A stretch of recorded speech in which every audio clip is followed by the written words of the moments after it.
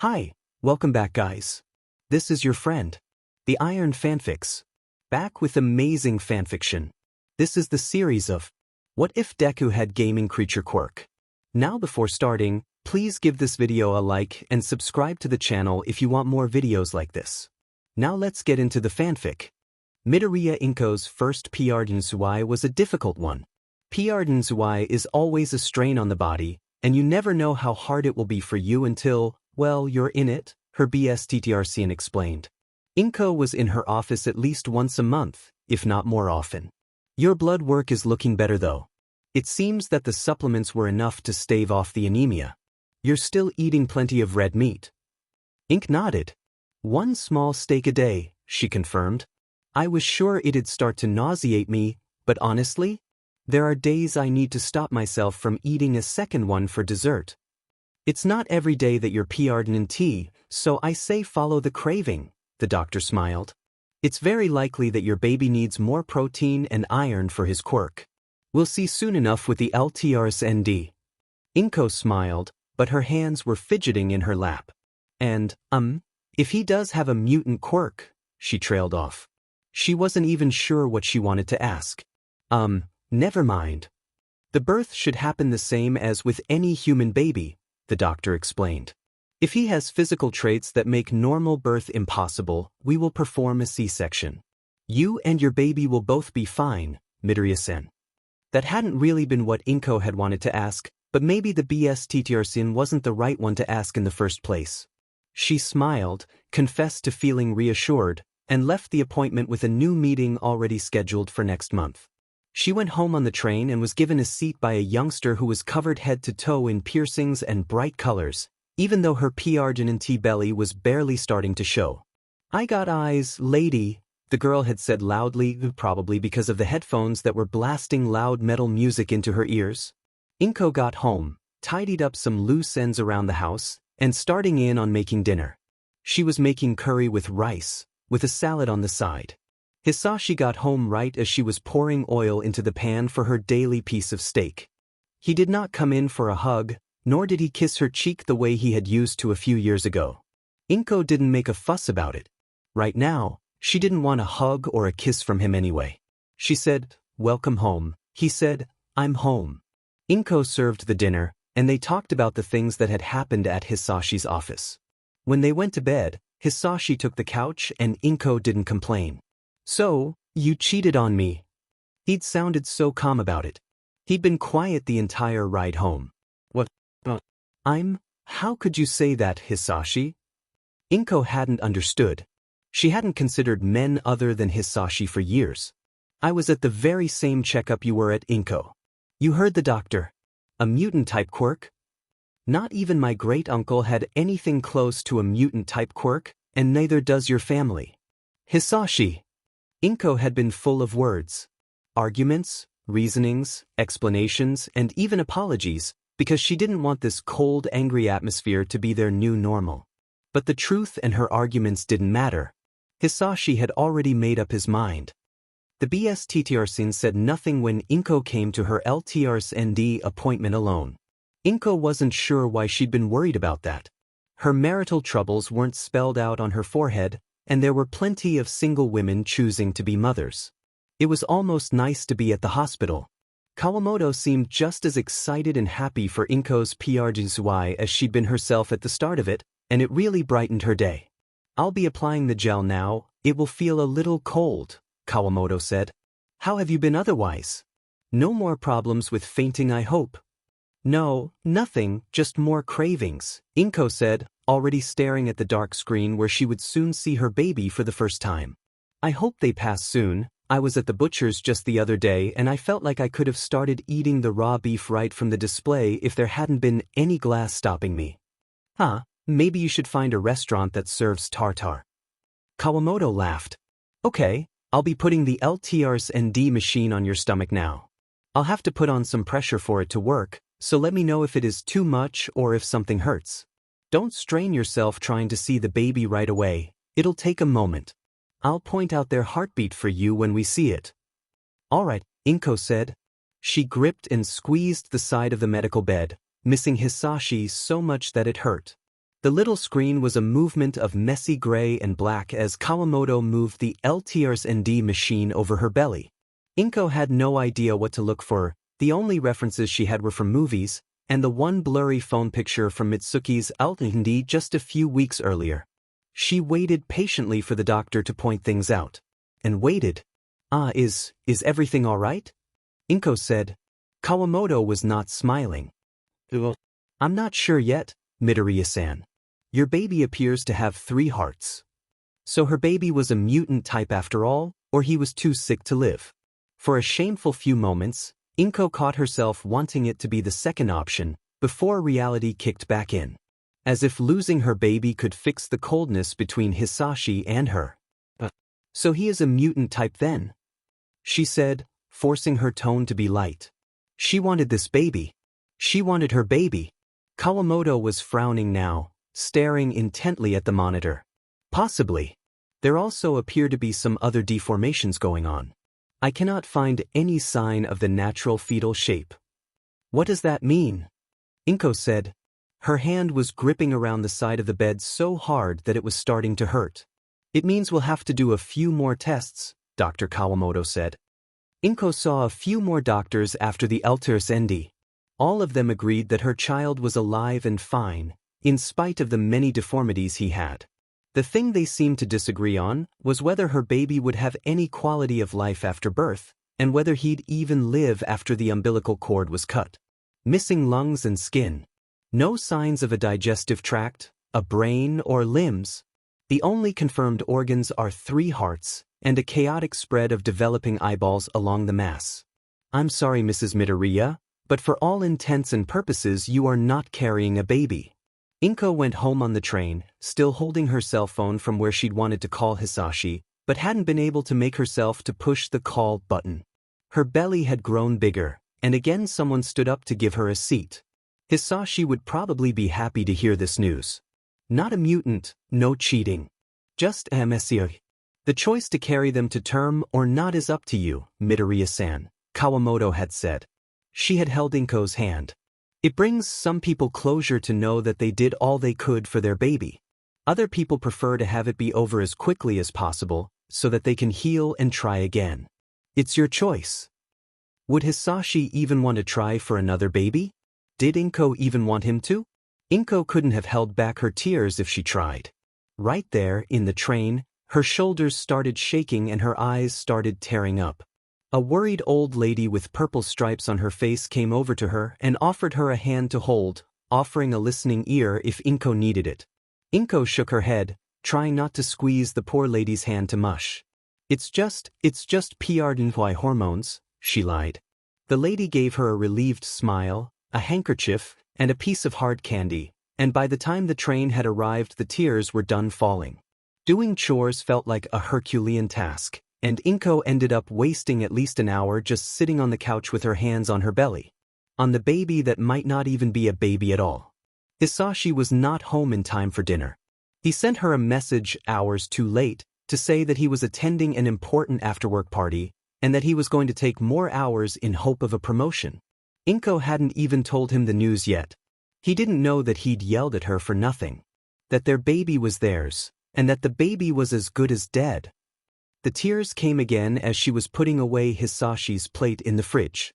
She had already done whatever small house chores there were left, and she'd been planning to spend her night reading her book on motherhood and baby care.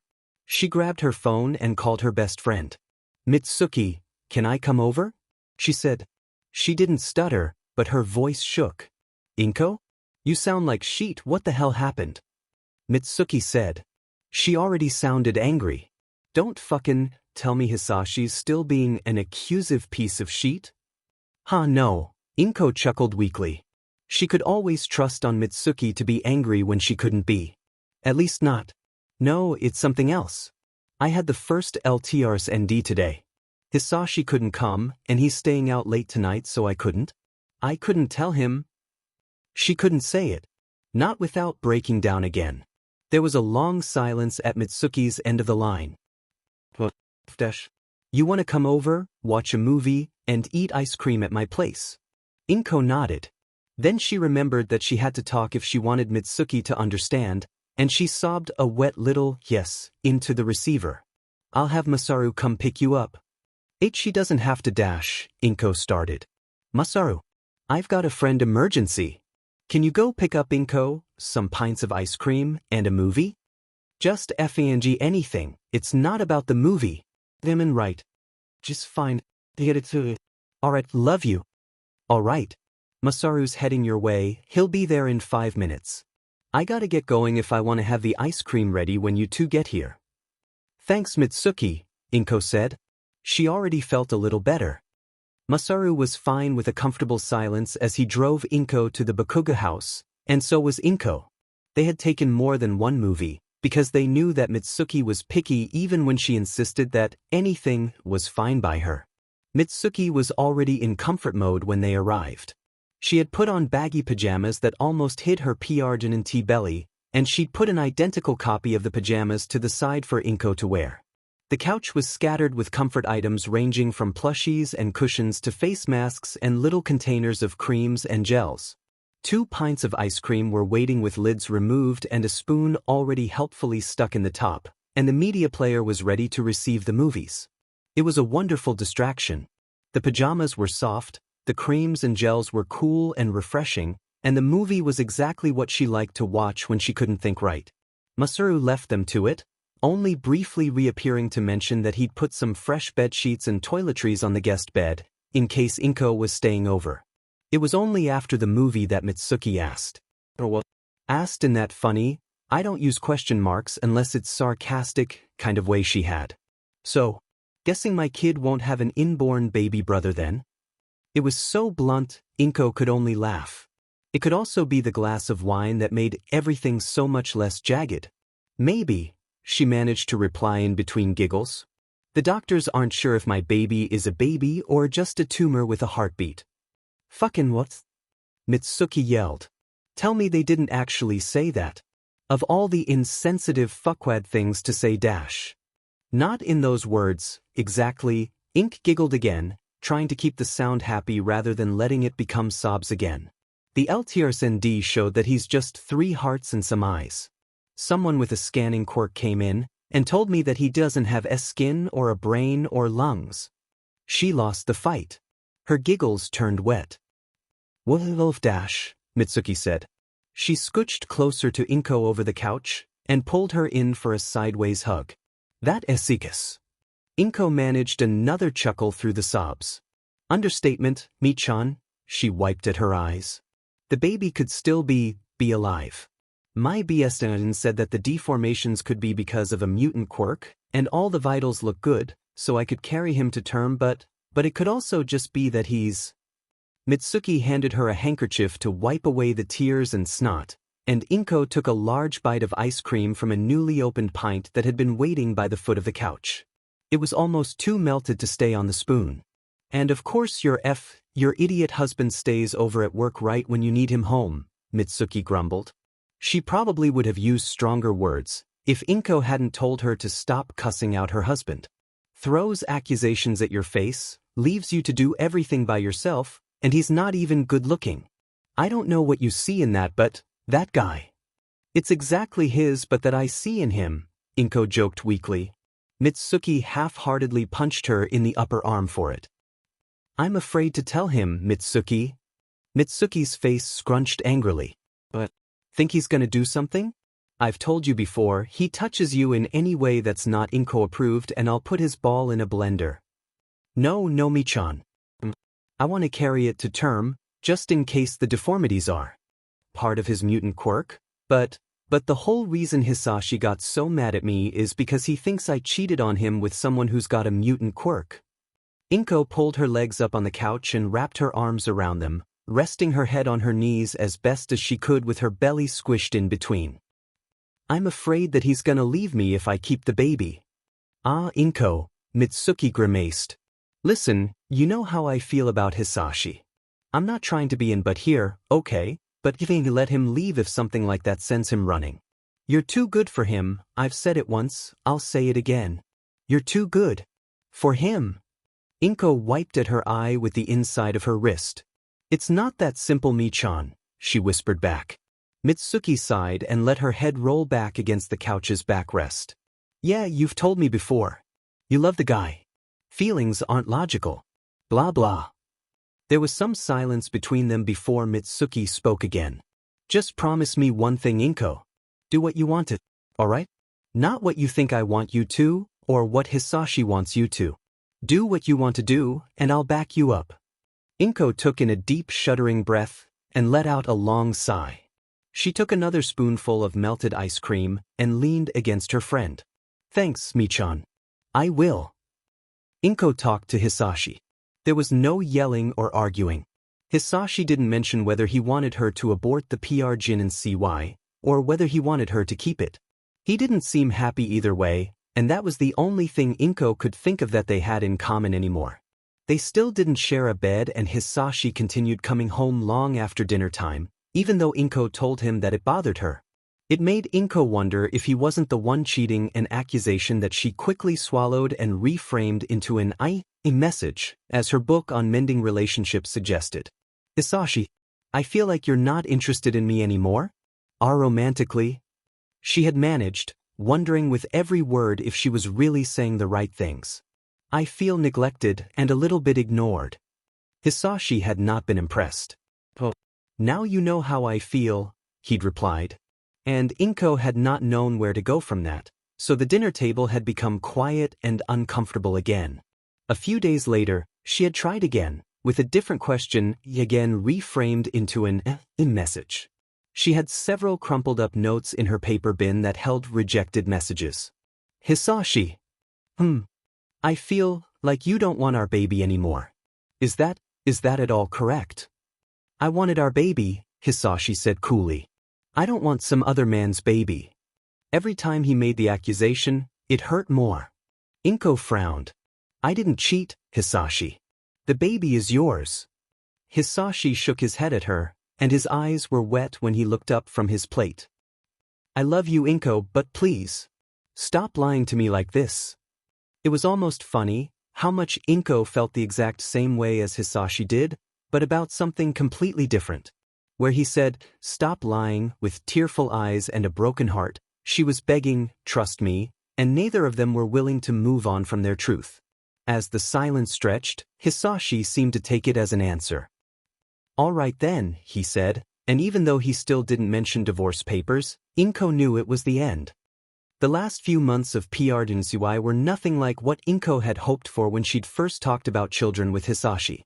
Like most voluntary and excited mothers-to-be, she had imagined days of joyful preparation with her husband. Picking names, decorating the room, fulfilling cravings, letting her husband feel the baby kick. As it was, Inko spent her time reading about the experience of other women who had given birth to babies with mutation quirks, or whose babies had been miracles of nature. She bought the bare necessities for her baby, in bland, inoffensive colors, and kept them in a box so she wouldn't see them while still having quick access to them. Hisashi had withdrawn from everything to do with the baby. He didn't talk to the baby, or rest his hand on her belly, and Inko had the feeling that even if the baby made it, and turned out to be 100% Hisashi's, he would remain distant.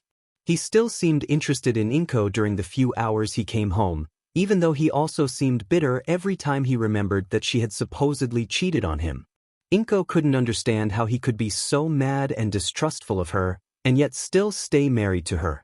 He was taking on more and more hours at work, and whenever he told a story about work, it was about how far he was climbing the corporate ladder.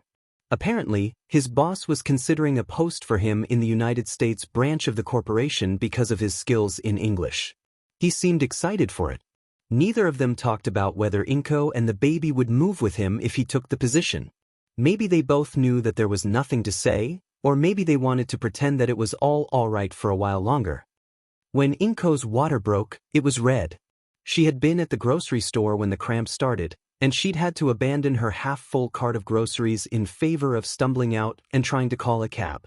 She had called Hisashi first, but it had gone to voicemail.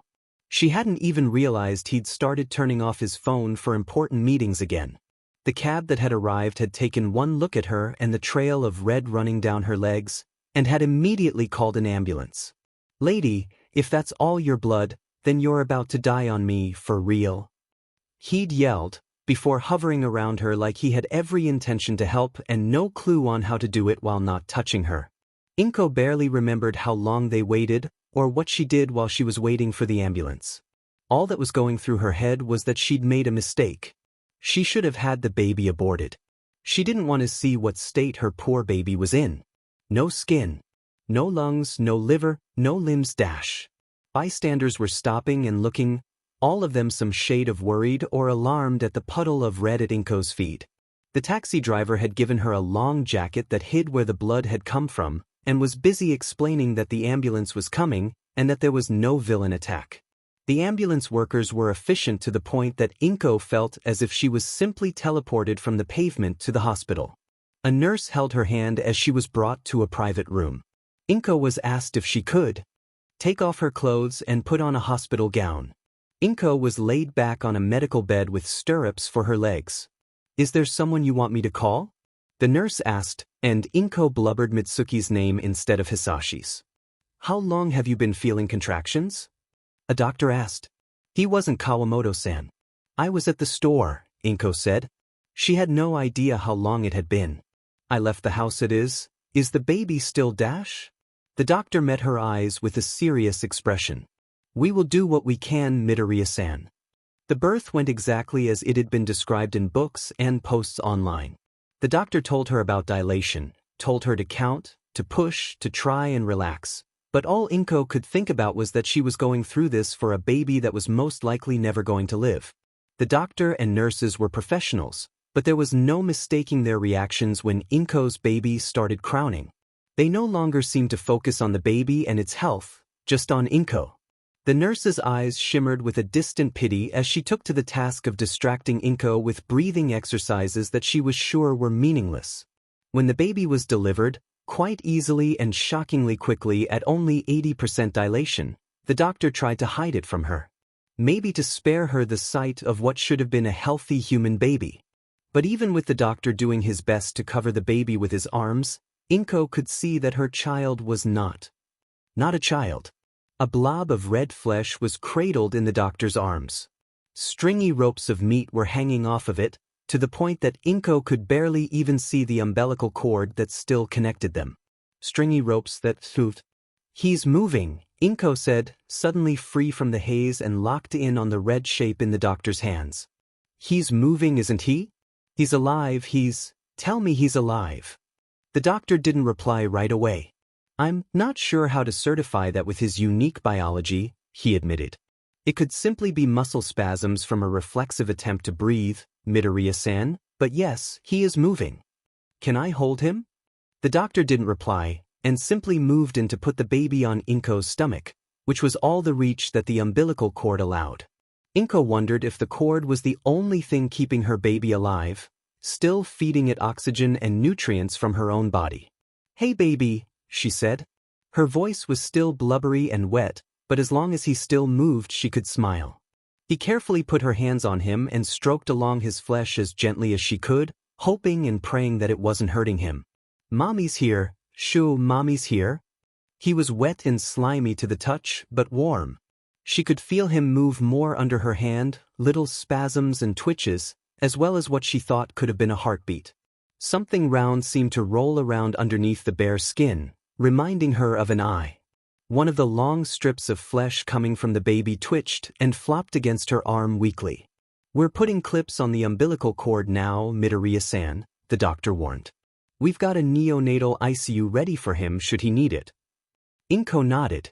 She focused all her attention on her baby and the small twitches of life and movement. She wanted to remember it just in case it was all she'd get to learn about them. The umbilical cord was clipped and cut. Inko pulled her baby up from her stomach to her chest and cried when she realized that she couldn't find her baby's mouth. She was expecting her baby's movements to start weakening at any moment, or for one of the nurses to spot something alarming and snatch him from her arms, but time just continued on like that.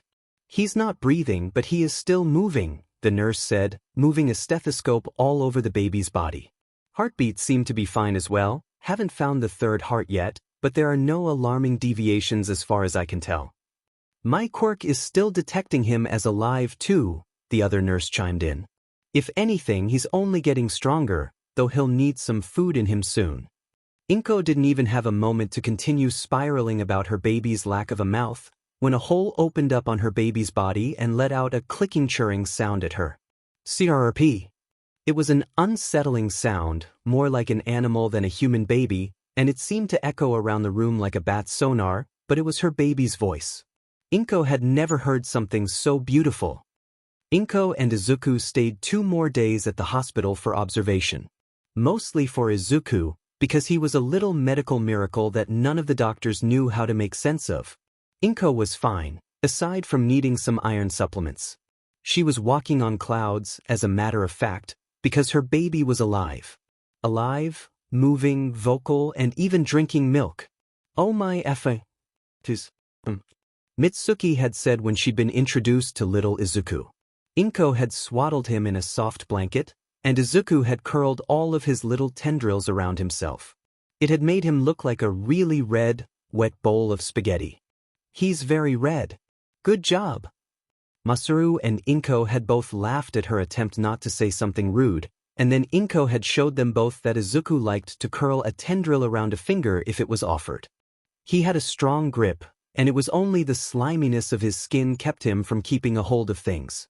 His mouth was large, to the point where bursting was impractical, but he fed just a well from a bottle, and he had a healthy appetite. He clicked and churred instead of crying, and he had even growled once when he'd been given his first shots. Hisashi visited after work, but he didn't stay long. Inko had mentioned a DNA test as a last little olive branch to try and save their relationship, and Hisashi had shaken his head. I don't think it'll matter, he'd said. He had seemed disquieted by Izuku's appearance and hadn't wanted to hold or touch him. You won't even let me prove that I haven't been lying? Inko had been impressed by herself for saying that instead of holding it back. Hisashi, of course, hadn't been as impressed. Inko didn't even remember the argument afterwards. It had just been more of the same assumptions and insults. This time, just with more disparaging remarks towards Izuku's looks, and the looks of his supposed real father. Inko had bitten back for once, forgetting the advice in her relationship book, and then the visit had been over.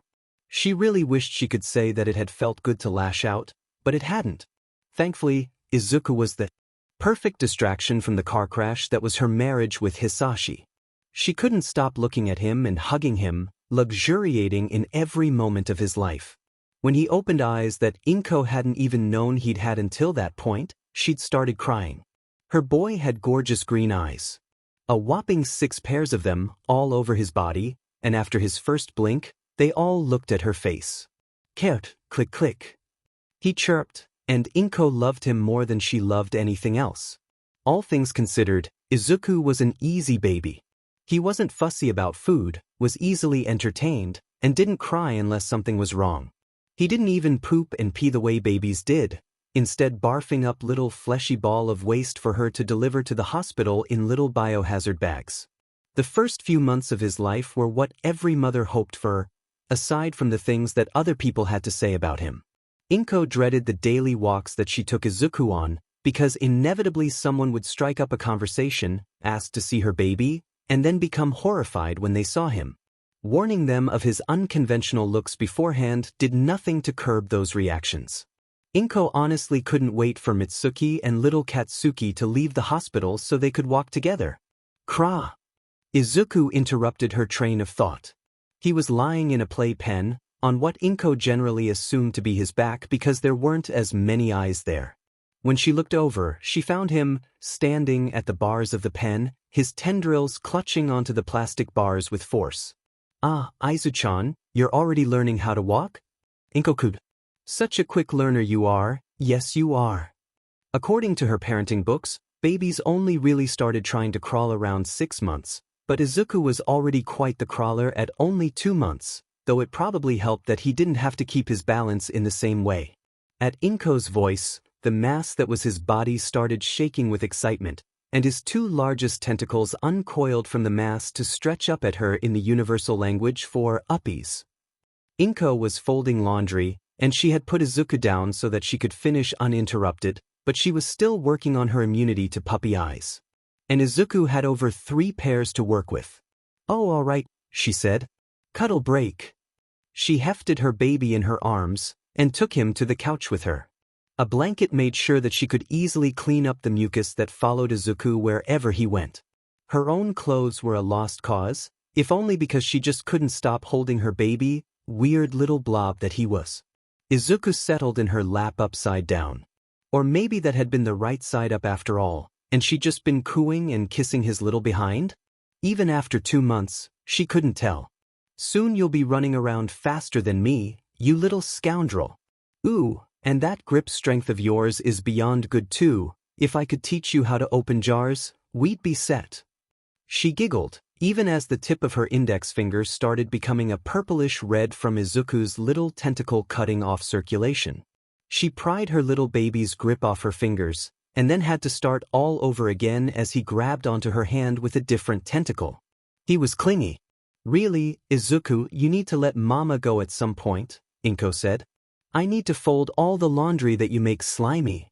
Izuku, of course, didn't understand.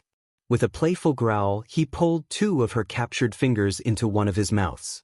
He chewed on her digits with all the savage force in his body, which equated to a gummy massage and a lot of extra slobber on Inko's apron.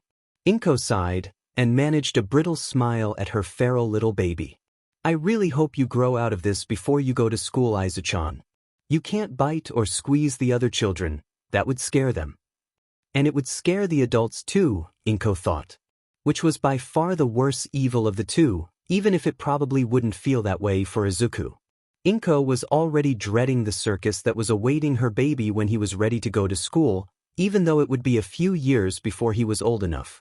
The fact that the quirk specialist was estimating his teeth to grow in before the year was over definitely didn't help to soothe her worries. You're growing up so fast, Inko murmured, feeling her eyes brim over again. I really hope that your growth is not just for the physical side of things. Oh, Mitsuki, Inko said. Her friend looked terrible. Her beautiful glossy skin was pale, she walked as if she was still in pain, and she had large bags under her eyes. In her stroller, little Katsuki was having an uneasy-looking nap. Katsuki's birth, in contrast to Izuku's, had not been an easy one at all. He hadn't been in the right position when it was time for the contractions, and once that had been fixed the entire DLVY still took over 5 hours. On top of all that, Katsuki had turned out to be a colicky baby. Oi! None of the pitying, I didn't drag myself off the couch for any of that. Mitsuki waved her off. I came here to compare brats and complain about my leaky melons and aching womb, not to have pity party. Inko started laughing. Michan! Come on, let's go to the park, find a bench, and put our 2 wrigglers down on a blanket so they can stare at grass and we can talk. It was a lot easier to take Izuku out of his stroller and swaddle when Mitsuki was around. There were still plenty of stairs, and Inko would forever be worried about a dog running in to bite Izuku with how much he looked like raw meat, but with Mitsuki she felt like she could relax just a little bit. She made sure to feed Izuku before putting him down, and handed him 2 of his chewing toys. His teeth hadn't broken through yet, but Inko would never forgive herself if she let her baby bite Katsuki. Izuku happily stuffed the toys in his mouth, and Katsuki squirmed and slapped at Izuku's tentacles as they flopped over and around him. How have you been holding up, huh? Mitsuki asked. She twisted the cap off her thermos and started pouring coffee into 2 plastic cups. It smelled like unhealthy choices and caramel. Oh well, fine mostly, Inko admitted. Hisashi's he's been cooperating. He hasn't really said anything about the DNA test I sent him. I was hoping he'd apologize, or that he'd come back and be a part of my life again, but instead, he took the job in America.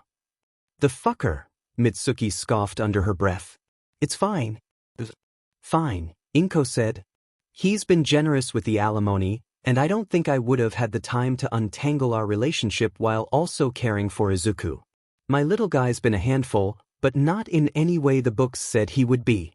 Ugh, I can't even decide if you're lucky on that front or not. On one hand, your kid's a medical mystery and he looks like a stirred bowl of spicy chili dash. Hey! Inko snorted, half insulted. But on the other hand, he prepackages his sheets in scentless biodegradable flesh bags and is shooting past all of the developmental milestones like a lil baby genius. And he doesn't scream at all? What the F kind of black magic is that? I don't think Cat stopped screaming for longer than an hour since he popped out of me. So unfair. I'd be a lot happier about Izuku being an easy baby if it wasn't so worrying, Inko sighed. She took a sip of her own coffee and had to squeeze her eyes shut at the overwhelming sweetness. Oh, I'm not trying to undercut your struggles, of course. Oh, calm down, Inko. I know, Mitsuki said. I've told you about my brother's quirk and how much that situation effed with my parents, right? I know that something being out of the norm isn't good news, even when it's got convenient sides to it. At least with Katsuki I can just look up what to do and find actual answers. Is Izuku still biting? Inko nodded miserably. Yeah.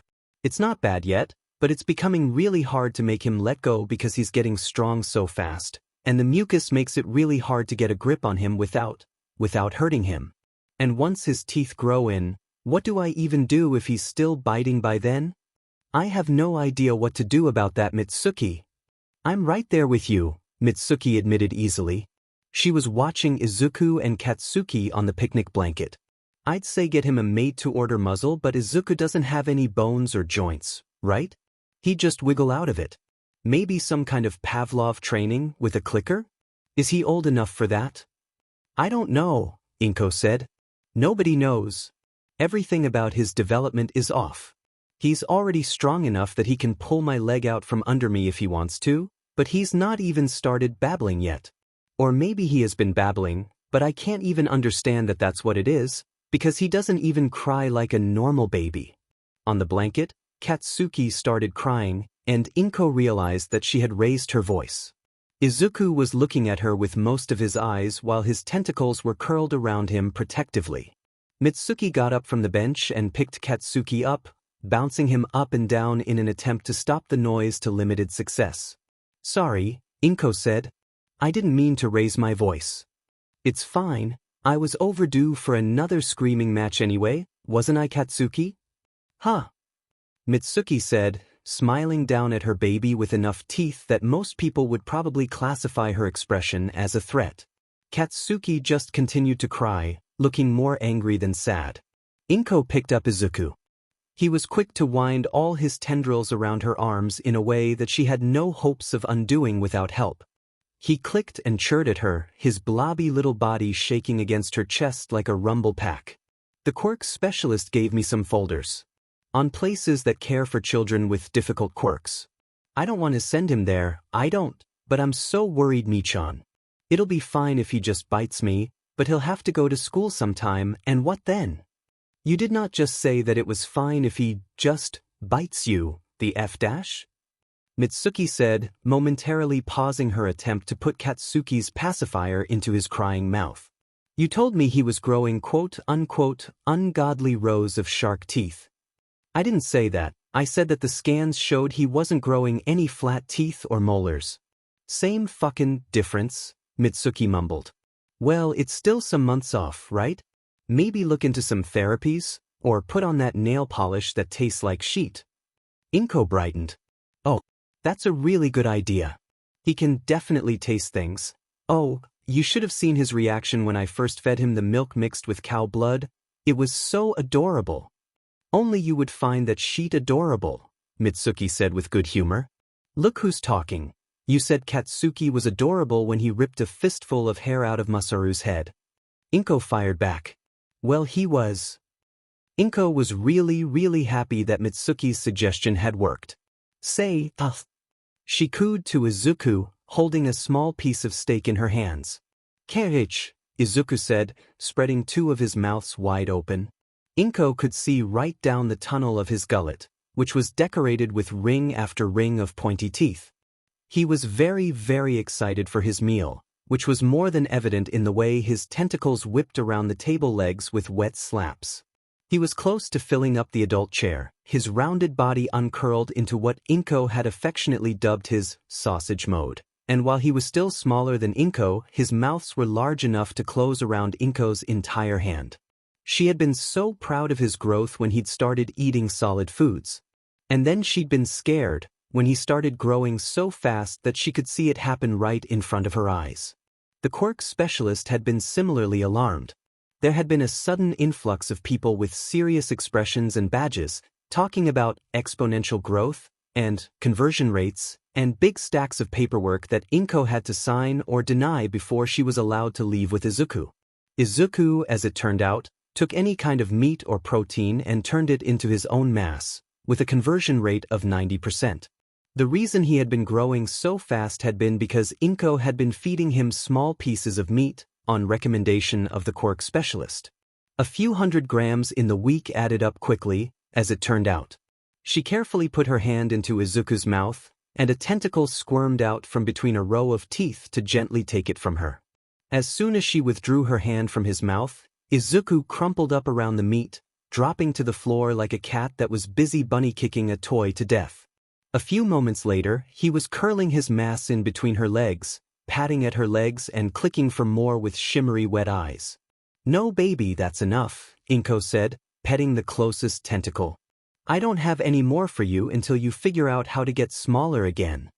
Izuku made a grinding sound with his teeth and whapped his tentacles petulantly on the floor. At almost a year old, he should have started babbling already, but all he made were noises and movements. Inko kept a booklet in which she wrote down unique reactions and sounds. Tentacle flailing was generally excitement, tentacle whapping at the legs was a demand for snacks or food, growling was no, and scrunching up in a ball with two flailing tentacles in the air was anxiety, fear, or sadness. And so on and so on. The Quirk specialist wasn't actually sure if Izuku could get smaller. The specific functions of his quirk were still unknown, outside of the alarming growth rate and the retrospectively alarming hunger for raw meat.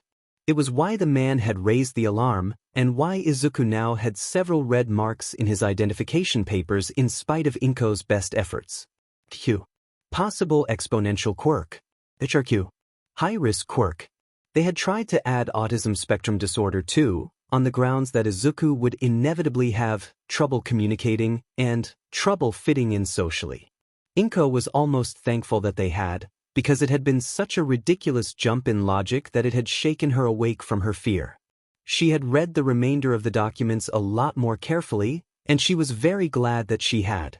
One of them had been an agreement to let Izuku become a ward of the state if it was deemed necessary. No mention of who would have been doing the deeming. Another had been a letter to permit moderate to heavy quirked force in the face of alarming behavior, which had been chilling. They might as well have stamped future villain and social outcast right on his forehead. Inko had sniffed at Mitsuki over the phone, once she and Izuku had made it back home and she had had the time to properly process everything. "I was part of HR before I married Hisashi. I know what companies do to resumes that have those stamps. He's already got his looks against him, how is he going to get a job with this on top of it? Let the kid have his second birthday before you start freaking out over his job prospects. My God, Inko," Mitsuki had said. She was always so good at putting things into perspective. If it had been up to Inko, she wouldn't have signed any of those papers. At least not all on the same day, trapped in a stupid little office while she could hear her baby getting agitated and growly just a few rooms over. Not when there had been stationed guards with tasers by the door of the office that her baby was in. Inko kneeled, and Izuku's stringy body quickly started squirming its way through the pockets of her clothes. She had to laugh at his efforts. She had only made the mistake of carrying a half-open package of meat in her apron pocket once, but he still checked. She took the opportunity to lift him in her arms, something which had become significantly more difficult now that he was so much larger. He was too busy checking all of her pockets to start his protesting wiggle. Inko placed a kiss between a pair of eyes, and then a second one at the left of one of Izuku's mouths. "You better figure out how to get smaller soon, okay? Katsuki would be heartbroken if he had to go to kindergarten all on his own." Izuku looked back at her with his big soulful eyes, and blinked slowly. The sound of crinkling plastic sounded behind her back, and Inko gasped. "Izuku, no. You've already had enough sweets today," she admonished. She locked her little slimy man in place with an arm, and began the fruitless task of trying to figure out which mouth had eaten the candy from her pocket. In her arms, Izuku's tentacles flailed with joy. Izuku didn't take very well to losing access to his favorite snack. In protest, he used his teeth on everything but food. Table legs became pitted, splintered messes with reddish discoloration. Spoons and forks became dented and scratched, and in one notable case even balled up into an unrecognizable form of scrap. He had a few tantrums. Inko was ashamed to say that the first one had scared her out of her wits.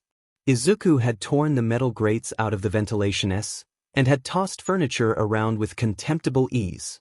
He had made unholy, unending screams with one mouth, while using the other ones to chew chunks out of a solid wooden doorframe. She'd frozen in the middle of the kitchen, weathering the storm like a deer in headlights as things were being smashed to pieces, and all she'd been able to think was, will he eat me if he figures out that I am made of meat? Maybe a sensible person would have called the Quirk specialist, or even a hero agency. There were plenty of people with a quirk that could regulate emotions or calm aggression, and the marks on Izuku's papers would give her call priority. Instead, Inko had stepped in to calm him down the same way she would have done if her baby had been the shape and size of a toddler. She put on a firm, no-nonsense voice, and told him how disappointed she was in his behavior to no great effect, until one of his mouths bit her.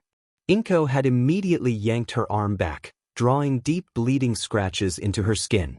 Izuku had frozen in his tantrum, all eyes wide and locked on Inko's scratches and the blood seeping from them.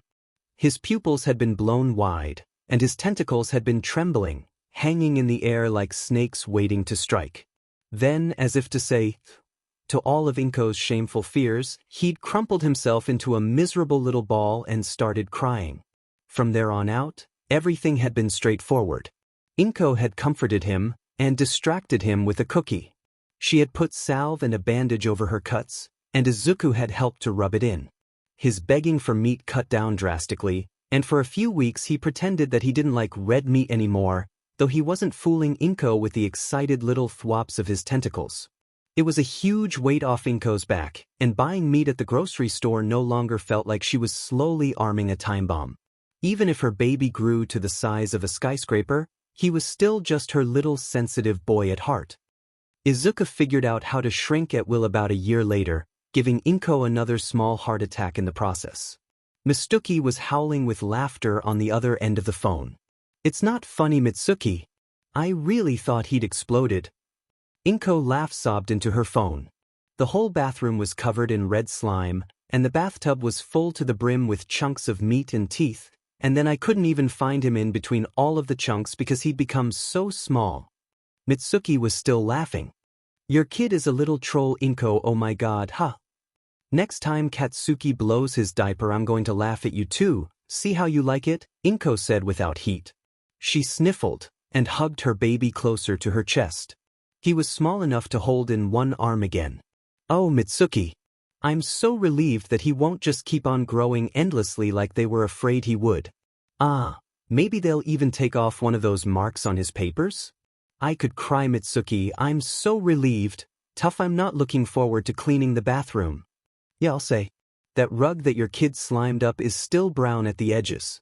At least now I have an excuse to keep that eyesore of an heirloom, somewhere I won't have to see it. Maybe if Izuku comes over a few more times I can finally convince Masaru to get rid of the thing. I'll root for you, but I don't have high hopes." "He really loves that rug," Inko hummed.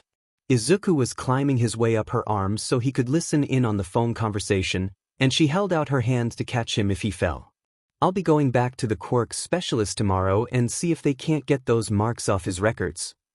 It was unlikely. It definitely didn't help that Hisashi still had a say. Inko would have to call him and try to convince him that Izuku didn't need those labels. Hisashi meant well, Inko was sure he did, and so did the people working at the Quirk counseling officer, but Izuku didn't need or want to be locked up and monitored. He wasn't dangerous. No matter what people thought about his quirk, he was just a baby. "If I can do anything to help on that front, just let me know," Mitsuki said. "I can write a testimony or some sheet. Izuku's the nicest pile of ground beef with eyes and he wouldn't hurt a fly, you know?" "Thanks, Mitsuki," Inko said only half sarcastically, as Izuku squished his face between Inko and the telephone with a gurgle. "You're the best. Do not worry because I am here." A cartoony parody of All Might's voice boomed from the living room, accompanied by Izuku's excited thwopping and Katsuki's annoyed little yells. Izu, stop! He screamed, loud as always. Inko poked her head into the room, just to make sure everything was still all right, and smiled. Katsuki had his eyes glued to the screen, with one hand fisted around his All Might action figure, and the other slapping blindly at Izuku's excitedly flailing tentacles. Knowing Izuku, he'd started covering up Katsuki's view again, which would explain why the two of them were sitting only inches away from the screen. I told you two before, no sitting so close to the screen, she said, knowing that neither of the two was really listening. She bent down and started dragging Izuku back from the screen. It was more effective than picking him because he tended to go sausage mode when he didn't want to be picked up. Still, Inko was wise to all of his tricks, and soon enough he was back at a respectable distance from the screen. She moved Katsuki back as well. I'm looking for a red villain today, the chibi-fied All Might on screen said. Red, like the color of an apple. Do you see something red? Scary click click click. Behind the bush. Where? Scree. The bush. Inko watched them for a few moments. It was about that time for Izuku to go to kindergarten. He didn't necessarily need to go, with Inko always being home and more than ready to take care of him every day, but she couldn't keep him locked up in the apartment forever. She wanted him to make friends, go to school, fall in love, find a hobby. And all of that started with proper socialization and periodic interactions with a peer group. That was what her books said, that was what people online generally agreed on, and yet it still felt like the hardest decision in the world. She'd taken Izuku to the park a few times without Katsuki to break the ice and play translator, and, well, it hadn't gone very well.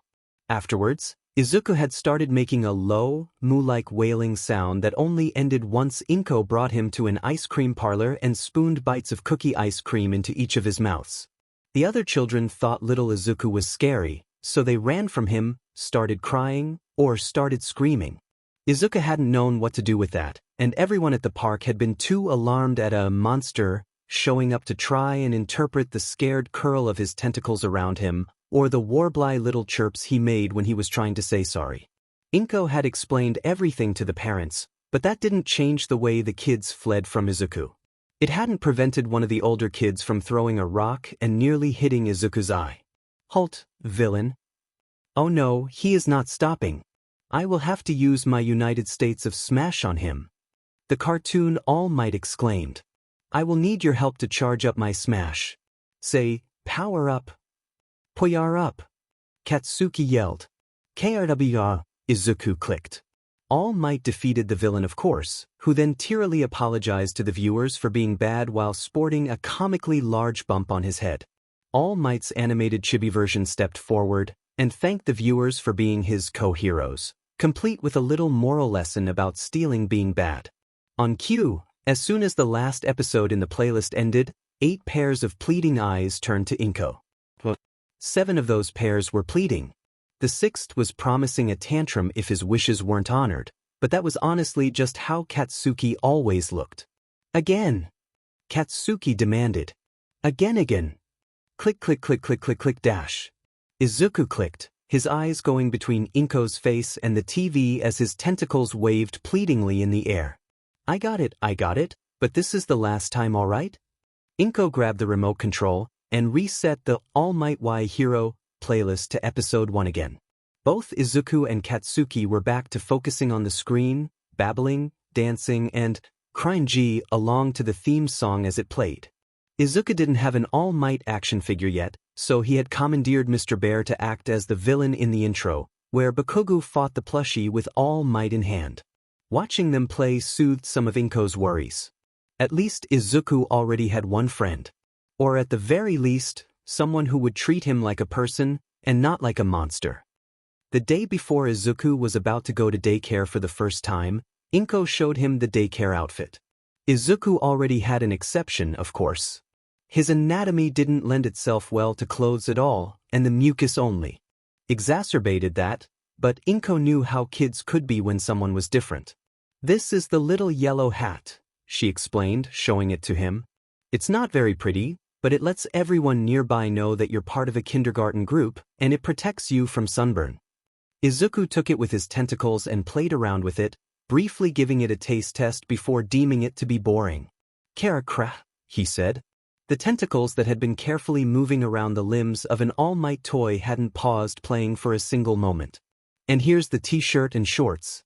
The logo on the shirt shows which kindergarten you're a part of, so if you get lost people know which school to call. Inko explained. Isn't that clever? Click. Izuku clicked, one of his free tentacles bobbing with a yes, though not with a lot of conviction. Do you think you can wear them to kindergarten tomorrow? Inko asked. You can pick any one of the items to wear, and you can pick how you want to wear them too. It'll be fun. Izuku's eyes moved to her face for a moment, even the ones that had been glued to All Might, and then he took the shirt from her hands to put on. He had to go into his sausage mode to fit a part of his main body through the head hope, and Inko had to fight the urge to laugh. He looked very silly, and he was clearly not happy with the shirt covering up several of his eyes, or his tentacles being restriction. You look very nice, honey. You'll fit right in with the other kids. Inko said, blithely lying to herself. Izuku moved a tentacle in reply, and started growling quietly when he realized that Inko couldn't see it because it was covered by the shirt. Two of his tentacles twisted in the fabric, and Inko could already hear it starting to strain. She quickly put her hands over Izuku's tendrils.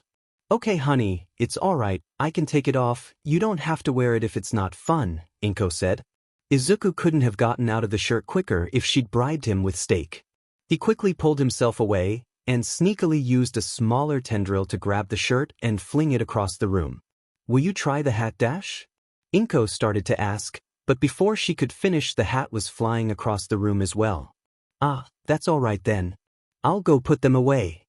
She folded them and left them on the coffee table in Izuku's room that he used as a desk, just in case he changed his mind tomorrow morning. The first day of kindergarten was an adjustment. Inko didn't quite know what to do with herself now that Izuku wasn't around to need caring. She had already done a tour of the house to clear away any stray mucus, had put away all of Izuku's waste ball into the biohazard container, and had run a wash or two. She had cooked some meals for in the freezer, she had prepped for tonight's dinner, and she had called Mitsuki to commiserate over how weird it was to no longer have the baby at home. Weird? I think you meant to say, absolutely effing amazing. I got so much work done, and the house was so quiet that I started to hear a phantom beep in my left ear. Mitsuki sounded almost blissed out with her free time. I'd say let's grab lunch, but it's a little too late for that. Kindergarten is almost over. I asked Masaru to pick up the Hellion, but he turned it around on me and suggested that we all go get something sweet to celebrate his first day, so now I still gotta get off my comfy couch. Ugh, that's what I get for a skin. Ah, you love him, Inko teased. I'll tell him to take it easy on you if I see him at the preschool.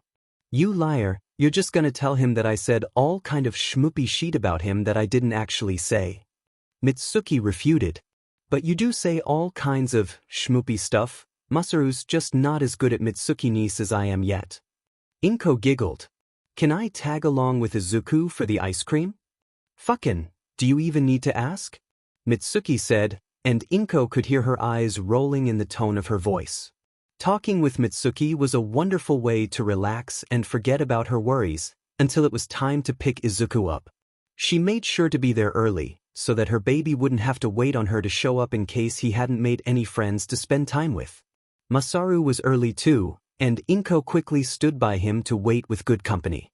The doors to the school opened, and kids in yellow hats and blue t-shirts started pouring out with a wall of loud, high-pitched shouting and screaming.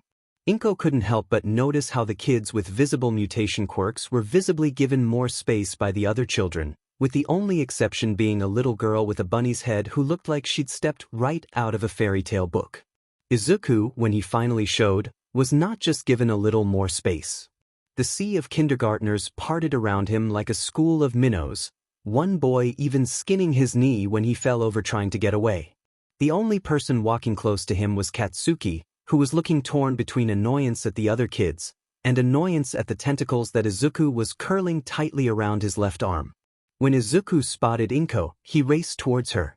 It didn't help the chaos whatsoever, Considering he was using all of his tentacles to gain speed, which involved letting them push off of anything, including rocks, slightly raised tiles, and people's legs. Behind her, Inko could hear other parents cry out in surprise as Izuku rocketed forwards with uncanny speed, and she braced. Izuku slammed into her with enough force to knock her on her behind, despite having braced and leaned into him with her whole body. By the time she caught her breath again, Izuku was wrapped around her like a macabre scarf. His eyes facing the outside world were all tightly shut, and he was making that same sustained muanji sound as the time at the park.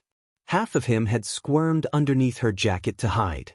"Shoo, baby, shoo, it's okay," Inko said, carefully patting her hands on spots where there were no eyes or mouths. "Your first day at kindergarten wasn't fun, was it?" Oh.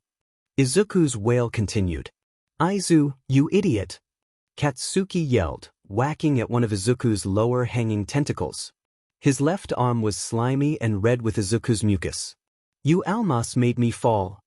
"Hi Katsuki," Inko greeted, shifting her leg away so that Katsuki no longer had easy slapping access. "Can you tell me what happened to make Izuku-kun so upset?" Katsuki's face scrunched up as he thought. "No," he answered. Any further commentary was briefly put on hold as Masaru picked him up and bounced him up and down with a soft, "Hey, there's my little man." Inko bounced Izuku too, for as much as she could bounce him when he was holding onto her tightly enough that was starting to hurt, and started walking in the direction of Masaru's car. She didn't miss the many little fingers that pointed at Izuku as the other children talked about their day to their parents. Maybe she even would have heard some of what they were saying, if it hadn't been for Izuku's crying next to her ear. She doubted it was anything kind. It was probably better that she didn't hear it at all. She heard enough well-meant tips and comments from the people working at the Quirk specialist office. "It's all right, honey," Inko said, pressing a kiss against her baby's squishy flesh.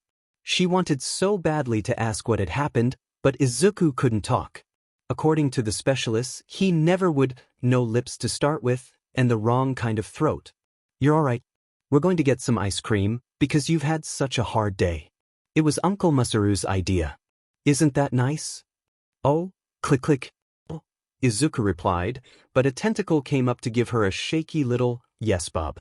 Masaru opened the car door for her, and Inko smiled at him as she began the acrobatic process of getting in without squishing a part of her baby against the seat. Masaru took that time to strap Katsuki into his kiddie seat.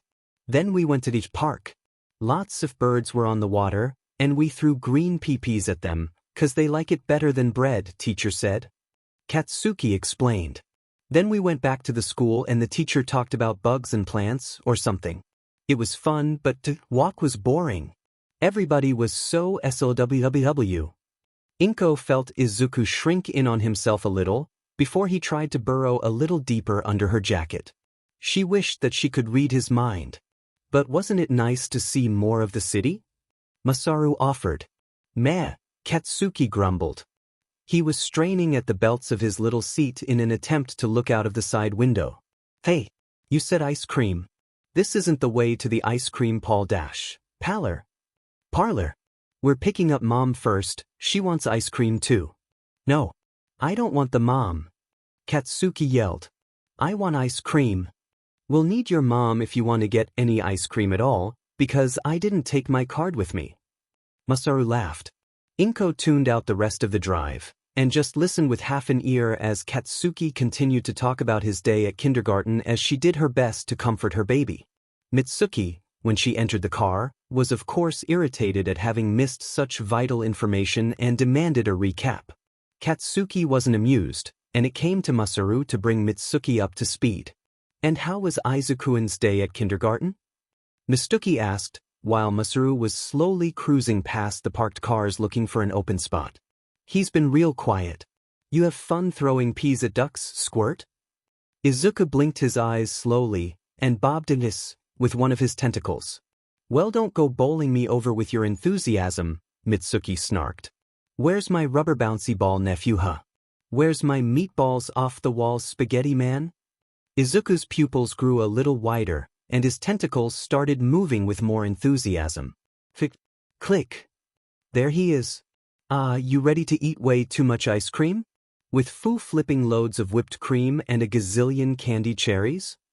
Mitsuki grinned and grabbed one of Izuku's tentacles, giving it an excited shake while just so happening to pull Izuku's main mass out from under Inko's jacket. That's what I thought. By the time Masaru was parking the car, Izuku was almost back to his old self, plastering his body against Katsuki's car door in a futile attempt to reach the ice cream faster. Katsuki, of course, was yelling about still being strapped in and Izuku having an unfair advantage, so Inko set him free to join Izuku. The two of them fought over their door with single-minded focus. They were so busy pushing one another that they didn't notice when Masaru opened Inko's door to let her out, until it had already slammed back shut again.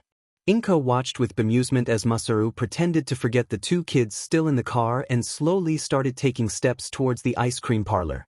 Both Katsuki and Izuku were making enough noise to be audible on the outside of the car.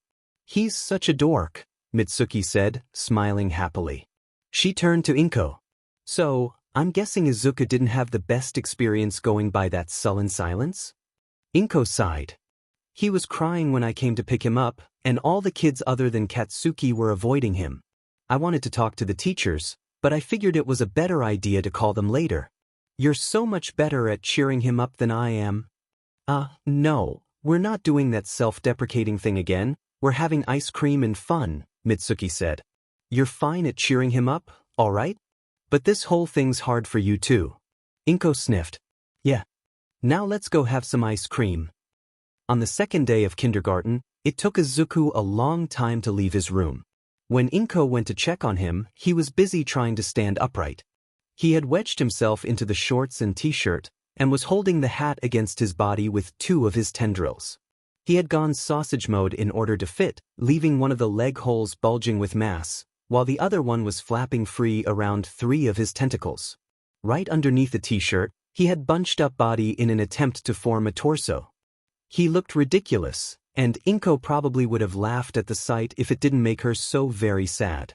Would you like some help, honey?" she said, ignoring the muffled sound of distress coming out from under the t-shirt. Izuku's talking mouth was at the center of his body after all. "I have some shapewear that might help to keep the shape you want. And I have some shorts that will fit you a little better than those ones." Izuku's tentacles curled around himself with a soft little "oh," and one of them bobbed a shy yes. When she got up to grab the shapewear, Izuku tried to follow her by walking upright like she did, wobbling after her like a tall piece of jello pudding, and waving his tentacles around blindly for balance. Inko wondered how much he could still see, with so many of his eyes covered up. She offered him her hand, and he curled 3 tentacles around it. She could feel him pull himself in for a moment, to climb her arm and octopus himself around her waist like he liked to do, before he caught himself and simply used her hand for stability. It was the kind of moment that Inko had romanticized when she'd first become pregnant. Her baby's first steps, and their weight hanging off her hand as they struggled with their balance. She never thought that she'd feel sad experiencing it. "You don't have to walk like I do, sweetie," she tried. "You're already so fast, and you're very precise with your tentacles." Izuku just continued to wobble on next to her. The kindergarten teacher had been very helpful in breaking down what had happened to upset Izuku so. It was nothing that Inko hadn't halfway expected. The other kids were frightened of Izuku because of how he looked, and because of how quick and strong he was. Some of the girls had started crying because Izuku's mucus had gotten on their toys, and one of the boys had told Izuku that he was gross and nasty for being naked. Nobody but Katsuki had wanted to be Izuku's partner for the group activity, and he hadn't been able to participate in the painting class because it could have been unhealthy for him if the paints dissolved in his mucus and got in his eyes. He had, at least, been able to feed the ducks in the park, but none of the ducks had dared to come close to him, and after some of his mucus started to clump together in the water, the teacher had asked him to stop. Inko guessed that her baby had latched onto the one problem from that first day that he could directly solve, which was his nakedness. She doubted it would fix much of anything, but who was she to break his heart even more? In between steps, painfully slow, wobbly steps, she looked in the direction of her desk and the plethora of pamphlets and folders that had been given to her for Izuku's unique struggles. Maybe it was time to give them another look. Just in case. The first few times that Kaken stepped in, Izuku appreciated it. It was easy to forget that he scared people just by existing, so sometimes he would make a mistake. He would reach out a tendril to tap Ami-chan on the shoulder, forgetting that she was scared of him, and then she would cry and run to the teacher. And everyone in the class would glare at him or be even more scared than they already were. Kaken could sense all of that like it was his second quirk. Izuku didn't know how he did it, but Kaken seemed to know when Izuku was about to bother someone before Izuku even knew. And Kaken was never afraid of Izuku, and so he corrected him. "Stupid, she doesn't like it when you tap her on the shoulder," Kaken explained, after he had slapped away Izuku's tentacle before it could make contact with Ami-chan's shoulder. "Why yeah," Ami-chan had said, nodding quickly. "I never dared to say anything but you, him. Please don't touch me again." It had hurt, but Izuku understood. People weren't supposed to be slimy and wet, and Izuku was both of those things all the time. It was nice of Kaken to step in, because Izuku wouldn't have figured out that he was making Ami-chan so uncomfortable all the time. And he really wanted to be friends with Ami-chan and the other kids in class. The other kids had been really happy with Kaken, and Izuku had heard Ami-chan say that he was going to be a great hero because he'd already saved her. The teacher had been impressed too. It wasn't Kaken's job to notice when someone was uncomfortable or to try and fix it, but he had taken up the responsibility anyway. It was a very heroic thing to do, Izuku agreed on that. He was mortified that he hadn't noticed that he was making Ami-chan so uncomfortable.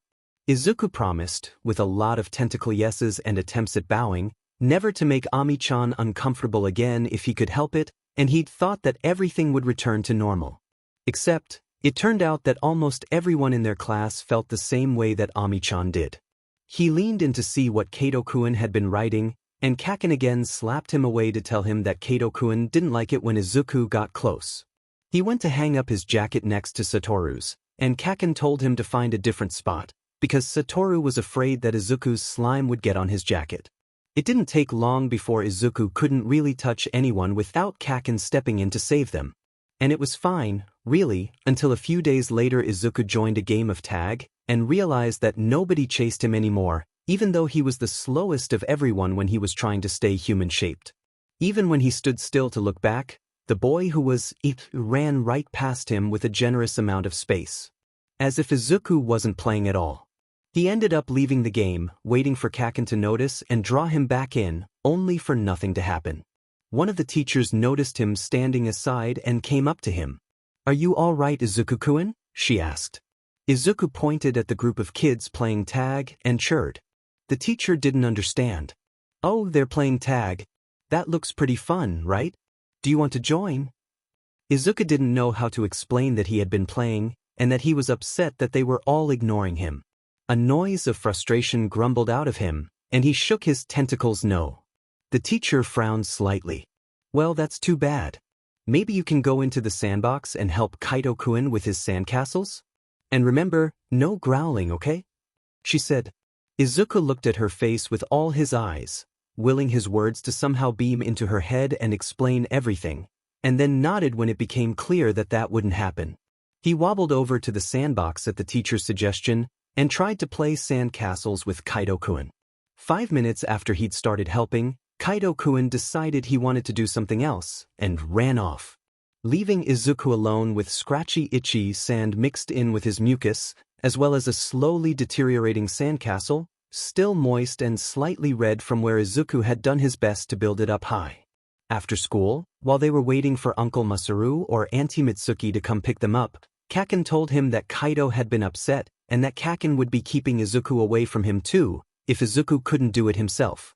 Izuku was very quiet on the ride home, aside from a few muffled "ohs" that didn't manage to become audible over the rumbling of the Bakugu's car.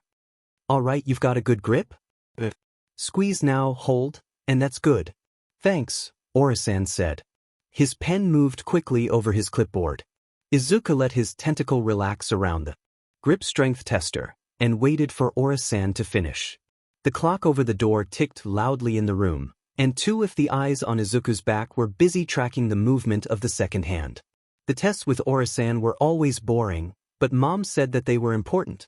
Alright, now for the dumbbells, Orasan said. Start with the, yeah, that's right. Okay, starting the timer now. Izuku's quirk made him really strong, but since he was born with it, it was still growing. The tests were to keep track of how much, which was apparently really important for reasons that Izuku didn't completely understand. Maybe he would like it more if he actually understood how strong he was, and how much stronger he was getting, but he couldn't ask how strong he was compared to All Might. He held his largest tentacle horizontally in front of him, with the big yellow dumbbell held right in the tippy tip of it. He was supposed to let go when he couldn't hold it anymore, but that would have taken forever, so Izuku just let it go when he decided that he'd gotten bored looking at the clock hands. Alright, Ora-san mumbled. Can you pick it up one more time for me please? Izuku let his body swell up for a moment and then deflated, puffing out some air as a way to sigh, the same way that he'd seen Auntie Mitsuki do when she was annoyed and tired. He grabbed the weight again, lifted it back up, dropping it a few seconds after. Ora-san ignored him and just wrote more things down. Izuku met with Ora-san every week to do a bunch of tests. He always had to wipe some of his mucus into a little container, be weighed, and lift a dumbbell with one tentacle. Then it was time for different tests, though they always repeated after enough time passed. It was all boring, weird, and unpleasant. The only thing that made the whole thing worth sitting through was that Mom always bought him 2 big steaks to eat. One for the night just before, and one for after. Okay, that's enough of those. Thank you, Izuku-kun, Ora-san said. He flipped a paper on his clipboard. This week, we're going to do the eye exercises again. Izuku was happy when the appointment was over. He dove over to his clothing and quickly wriggled back into it. He always had to be in his normal shape when he was at the specialist office, because his clothes made it harder to do the exercises and tests. Izuku liked being able to stretch and squish, and he kind of liked being fast and flexible too, but he didn't like the way people looked at him when he wasn't wearing his clothes. Mom was waiting for him outside as always, and Izuku could see her go from frowny to happy as he excited Ora-san's office. She always seemed to be frowny when they went to the quirk specialist's office, but she never let him skip an appointment, not even when he did his best purring. Izuku-kun, how was it? Everything okay? Inko said, leaning on to plant a kiss next to one of his eyes and quickly pulling on his shirt so it wasn't as wrinkled. She held out the All Might action figure that Izuku hadn't been allowed to take into the appointment, which he took with a happy chirp. That's good. I'll talk with Ora-san for a few minutes. Why don't you go and play with the blocks until then? Izuku mimed another sigh, this time remembering not to growl, and started to walk over to the little table of toys that was tucked next to the waiting chairs. Playing with them wasn't really fun because Izuku had to be careful not to break any of them, but there was one game that Izuku could always play and enjoy. Playing Hero Defends the City. With his tentacles, it only took a few minutes to grab all of the blocks and build a city. Figuring out where all of the little people had to stand was more difficult, especially since there were only 2 people-shaped toys in the bin. So, one civilian had a quirk that made him look like a big rubber duck, and there was a whole family of kitchen cutlery-shaped people, and there was a collection of fruit people too. The hero was played by his All Might figurine, of course, and the villain was a chunk of kinetic sand that had dried out and stuck together. Carefully, Izuku weaved his tentacles in between the buildings of his city, giving each tentacle a little civilian to puppet as he thought about the quirk that the sand villain would have. It was obviously going to have to be something ground or earth related. Yes, the toy civilians in his city were just going about their day, when all of a sudden, the sand villain attacked, and started to turn everything into sand. He hit a poor woman who looked like a pear, and she turned into sand, and then All Might would come just in time to save her baby. Whoa, a voice broke through Izuku's concentration. Look mommy, he's using all the toys at once. Izuku's tentacles paused, and he went dizzy for a moment as he had to change which eyes he was using the most. A boy and a lady were standing near the waiting chairs, both of them looking his way. The boy looked as if he wanted to run over, but the lady wasn't letting go of his hand. Izuku could see her staring at the All Might print on his shirt before she smiled, and relaxed her grip on the boy's hand. Oh yes, so he is. What a useful quirk, she said weirdly loud. Can I go play with him, can I? The boy said, sure, as long as you keep your gloves on. Izuku didn't even have time to shift away before the boy was kneeling down at the play corner with him and reaching out to the tentacle that still held All Might in its grasp. It's a hero fight, right? I wanna be All Might. Izuku didn't really want to give the boy his All Might figurine to play with, but before he knew it the kid had already taken him and was busy rearranging his limbs into a cool, punching pose. Well, Izuku supposed it was okay. Mom always said that sharing was a good thing. And it was nice of him not to get weird about the mucus on it. I am here. Let go of the Civi villains, villain. Hiya! The kid yelled enthusiastically, bumping the All Might figure at one of Izuku's tentacles holding a civilian. No, Izuku thought, that's a civilian. This is the villain. He moved the tentacle with the clump of kinetic sand over to the kid. Arg. Oh no, he's gonna throw a boulder at me. But he grabs it before the monster can throw it, the kid continued, mushing All Might against the kinetic sand. And then he kicks the evil tentacles. Release the city, you evil octopus villain. Bam! All Might's fist pumped into Izuku's tentacle. It didn't hurt, but it gave Izuku an uncomfortable, squirmy feeling in his core. They're not the villain, the sand clump is.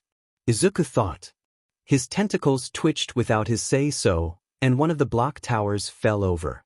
Arg! The tentacle monster is destroying the city and melting the civilians with its acid. The other kid said. He dropped his All Might impression and turned to Izuku with an eager expression. Destroy more of the houses. Oh, or pull the legs off that Lego toy. Izuku didn't want to play anymore. He dropped the civilian toys and drew his tentacles back to himself, trying not to let them knot and writhe. He reached out to take his All Might back. Hey, that's not fair, I'm All Might. The other kid pulled the figurine out of reach. Get your own. I had it first, and it's mine, and I don't want you to play with it anymore. Izuku thought. He leaned closer to the boy and shot out a second tentacle to grab the figurine. The boy's fist was wrapped tightly around All Might's waist, and Izuku couldn't get a proper grip on it without grabbing the boy as well. He added a third tentacle. The boy was screaming, and Izuku screamed back.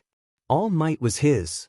He squeezed, the boy's pitch became higher and shriller, and then his grip slipped, his mucus too slippery for the pressure he was exerting. The boy ran, and Izuku fell on the ground as the support he'd been leaning against disappeared. His vision was spinning. He could see the boy running to his mother, still holding All Might. He was screaming, sounding upset, which was stupid, because he was the one that barged into Izuku's game and stole All Might, and the lady was picking him up and walking away. They were leaving with his All Might figurine. Izuku tried to catch up, and his tentacles got caught in his shirt and shorts. Wait, that's mine, he screamed. What's going on out here? Ora-san said. Honey? What's wrong, Izuku? Mom came up to him and pulled him into a hug. Izuku normally loved her hugs, but it wasn't what he needed. He squirmed and thrashed in her grip as his All Might figure disappeared down the hall with the lady and the boy, both of them hastily being led away by Ora-san. He took All Might. Izuku screamed, still squirming to try and catch up. Mom just tightened her hug, with her arms looped expertly through and around the knots that Izuku made to make himself look more human-shaped. More people starting coming down the hallway, all barking out short sentences and holding little plastic boxes with prongs. The lady was gone. And so was All Might. Izuku stopped fighting. The world was a lot quieter for a moment, and then he broke the silence again with a long, sustained sob. I am Dash. Izuku's alarm clock was silenced before it could finish the rest of its call, one of Izuku's tentacles resting on the snooze button. He had begged Mom for it because it had a little figure of All Might standing on top, and he had asked her to program an alarm on it so he could hear one of All Might's cool lines every morning while he got ready. But now that he'd decided that he was going to stay in bed forever, and that he was never going to kindergarten ever again, it wasn't as fun anymore. Fear no Dash. Mostly because Izuku couldn't turn off the alarm by himself. Mom knocked on the door, and it popped open a moment later. Izuku, are you ready for? Izuku was not ready. Somehow, the outfit that Mom had prepared for him to wear this morning had gone missing, stuffed out of sight, and Izuku hadn't even untangled himself from his little bed nest yet.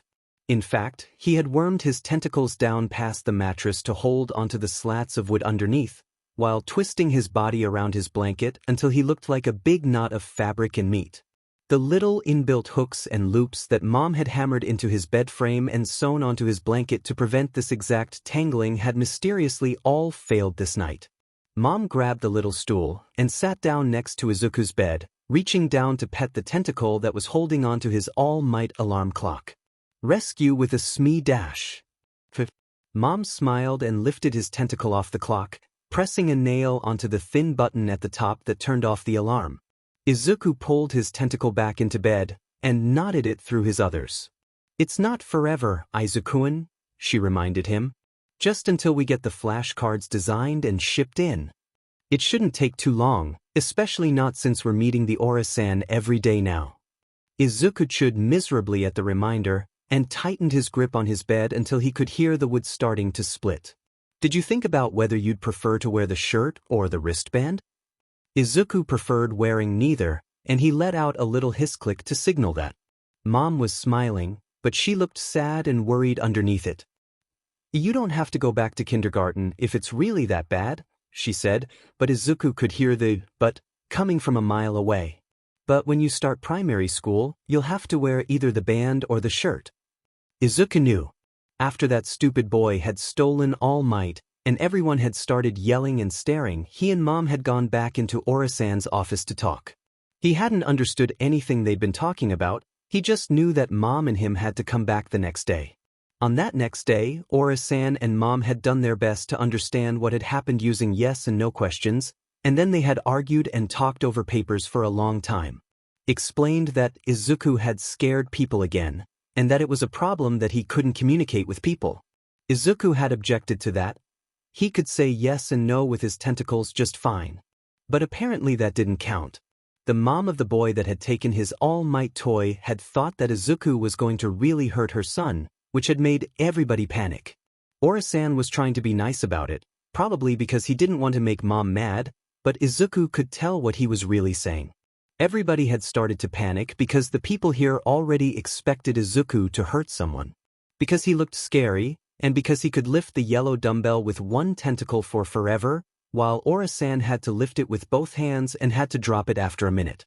The big problem was that only Mom, Auntie Mitsuki, Uncle Masaru, Bakugu, and Aura-san understood how to talk with Izuku. And they couldn't always be around to translate for Izuku when something happened.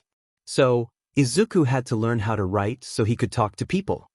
Until he could write, he would have to use flashcards with important words like stop, and no, and yes on them. Until the printing shop finished printing the cards and making them plastic. Izuku would have to wear a shirt or a bracelet that told people that he was mute, so that everyone could see that he couldn't talk. It didn't sound bad when Mom and Aura-san explained it like that, but it sat in Izuku's stomach like a rock. Mom was still sitting by his bed, not rushing him even though they were probably really late for kindergarten now. It was nice that Izuku didn't have to go if he didn't want to, but he didn't want to stay at home until it was time for primary school either. He would miss Kaken and the trip to the aquarium. He'd miss playing games and learning about cool animals and how to safely cross the street. Mom was great, but she could get busy, and then Izuku would have to try and have fun all alone. 1 hour of screen time just wasn't enough to fill a whole day, and a lot of the fun programs weren't on TV all the time. Mom started petting him, and Izuku's tentacles started to relax a little bit. He let one come up to loosely and carefully drape around Mom's arm. He didn't squeeze. According to Aura-san, Izuku had really hurt the boy when he tried to get his All Might toy. Izuku couldn't remember if he'd been squeezing hard. "Would you like to think about it some more?" Mom asked. Izuku freed another tentacle from his self-inflicted knot of misery and nodded weakly. "I'll call you in sick to the kindergarten today then, and we can see what you think tomorrow." Mom smiled. "That will also give me time to see where you hid that t-shirt and bracelet." Izuku did his best not to look at the plastic biohazard tub where he had to put his waste ball one, and failed as at least half his eyes immediately started staring at it. The other half, to compensate, started to wildly look at anything but the tub. "Ah, of course," Mom said. Well, it seems I will be too busy rinsing the shirt in the bathroom sink to bake you some pancakes for breakfast. You will have to eat one of the onigiris from yesterday, unless you'd like to rinse the shirt instead while I make pancakes. Izuku felt torn between his desire to stay moping in bed about the unfairness of everything and the allure of pancakes. The battle between those two desires did not last very long, and Izuku untangled from his bed, already reaching for the shirt that he'd stuffed at the bottom of the biohazard bin. The bracelet was a really wide black band with neon orange kanji on it that spelled mute, according to Mom and Orasan. The shirt had a similar color combination, with eye-searing neon orange words printed on top of a dark black. The colors were that way to make sure they were clearly visible, but Izuku couldn't stop thinking that they were just the right size and color to remind him of a big, angry hornet. A dangerous, scary, slimy, and mute hornet. The bracelet felt like a manacle when Izuku wore it for the first time. His tentacles tapered off naturally, and his mucus made him slippery, so it had to be tight. Izuku could just hold it, of course, but people needed to be able to read the word on it, and they couldn't if he was covering it with a tentacle. I promise it'll be a short trip, Mom said encouragingly, tugging at the tentacle he had wrapped around her wrist. They didn't really need any groceries yet, according to Mom, but if they went out to grab a few small things, then Izuku could ask to go home, and it wouldn't be a problem. It was weird to walk outside again, at least for the first few minutes, but it didn't seem like people acted all that differently from what Izuku was used to. Their neighbor greeted them like always, the people on the street didn't whisper or stare any more than they usually did, and the store didn't suddenly start blaring with an alarm when Izuku crossed the doors. It felt normal. Maybe even better than normal, because none of the adults got uncomfortable when he went into an aisle alone to grab a treat. The lady there looked at his wristband and knew that he couldn't talk, so when she said, "Do you need help to find your parents?" she added that he could tap the floor twice for yes and once for no. He made one clear tap for no and pointed a tentacle, slowly, down the aisle to where his mom was pretending not to watch. The bracelet didn't seem so bad after that. At least, not generally. Kindergarten felt like it would be different, in a way that brought back those same sickly feelings as the first time that Orasan and Mom had explained that he'd need to wear the bracelet. Today, they were going to take an extra step. Kaken was coming over to play, and Izuku was going to wear his bracelet. Then, it'd be less scary to go back to kindergarten with it on, because he'd already know that at least Kaken wouldn't be weird about it. Ding dong, went the doorbell, followed immediately by Auntie Mikoto's voice, which was almost as loud as the doorbell itself. "Oi, Inko! We're here!" "Ah," Mom said from behind the bathroom door. "Izuku, honey, could you open the door before she starts to dash?" As if on cue, Mikoto started banging on the door. Izuku scurried over to the door and quickly unlocked it. He was very fast at doing small things, which was something he only really got to show off when he was home alone, where nobody minded that he looked a little more like a blob. He could put away a whole bag of canned food in less than a minute. Though Mom often had to sort them afterwards anyway. "Hey, there's my favorite plate of pasta carbonara," Auntie Mikoto greeted. She put a hand on Izuku and rubbed it back and forth wildly, something that Kaken always yelled about when she did it to him, because it pulled on his hair sometimes. "Where's your mom?" Izuku barely even had to point in the direction of the bathroom before Auntie Mitsuki understood. She was already talking to Mom through the door about snacks and a drink, but Izuku was not really listening to them anymore. Kaken looked the same as he always did. A little frowny, but already holding two figurines in hand and looking ready to play. Izuku waved, and Kaken squinted briefly at the orange and black bracelet before focusing on what was really important. "Auntie Inko said that you got that new All Might toy? With the automatic smash arm?" Izuku bobbed a yes. Mom had bought it for him after she'd noticed how sad he was about his other toy being stolen. Lost, as she said. He wasn't allowed to take the new All Might outside now, to make sure that he wouldn't lose it again. Kaken grinned, already bouncing up and down. "Where? I want to play with it. We never finished saving that princess." Izuku showed him the new All Might figure, and Kaken reached out to grab it as he always did. They always fought over who got to play All Might, even though they had plenty of All Might toys to share between them. Izuku didn't lose very often because of his strength, and because Mom and Auntie Mitsuki had banned Kaken from throwing salt and sand into Izuku's eyes as a distraction. Except this time Izuku didn't want to fight over who got to be All Might.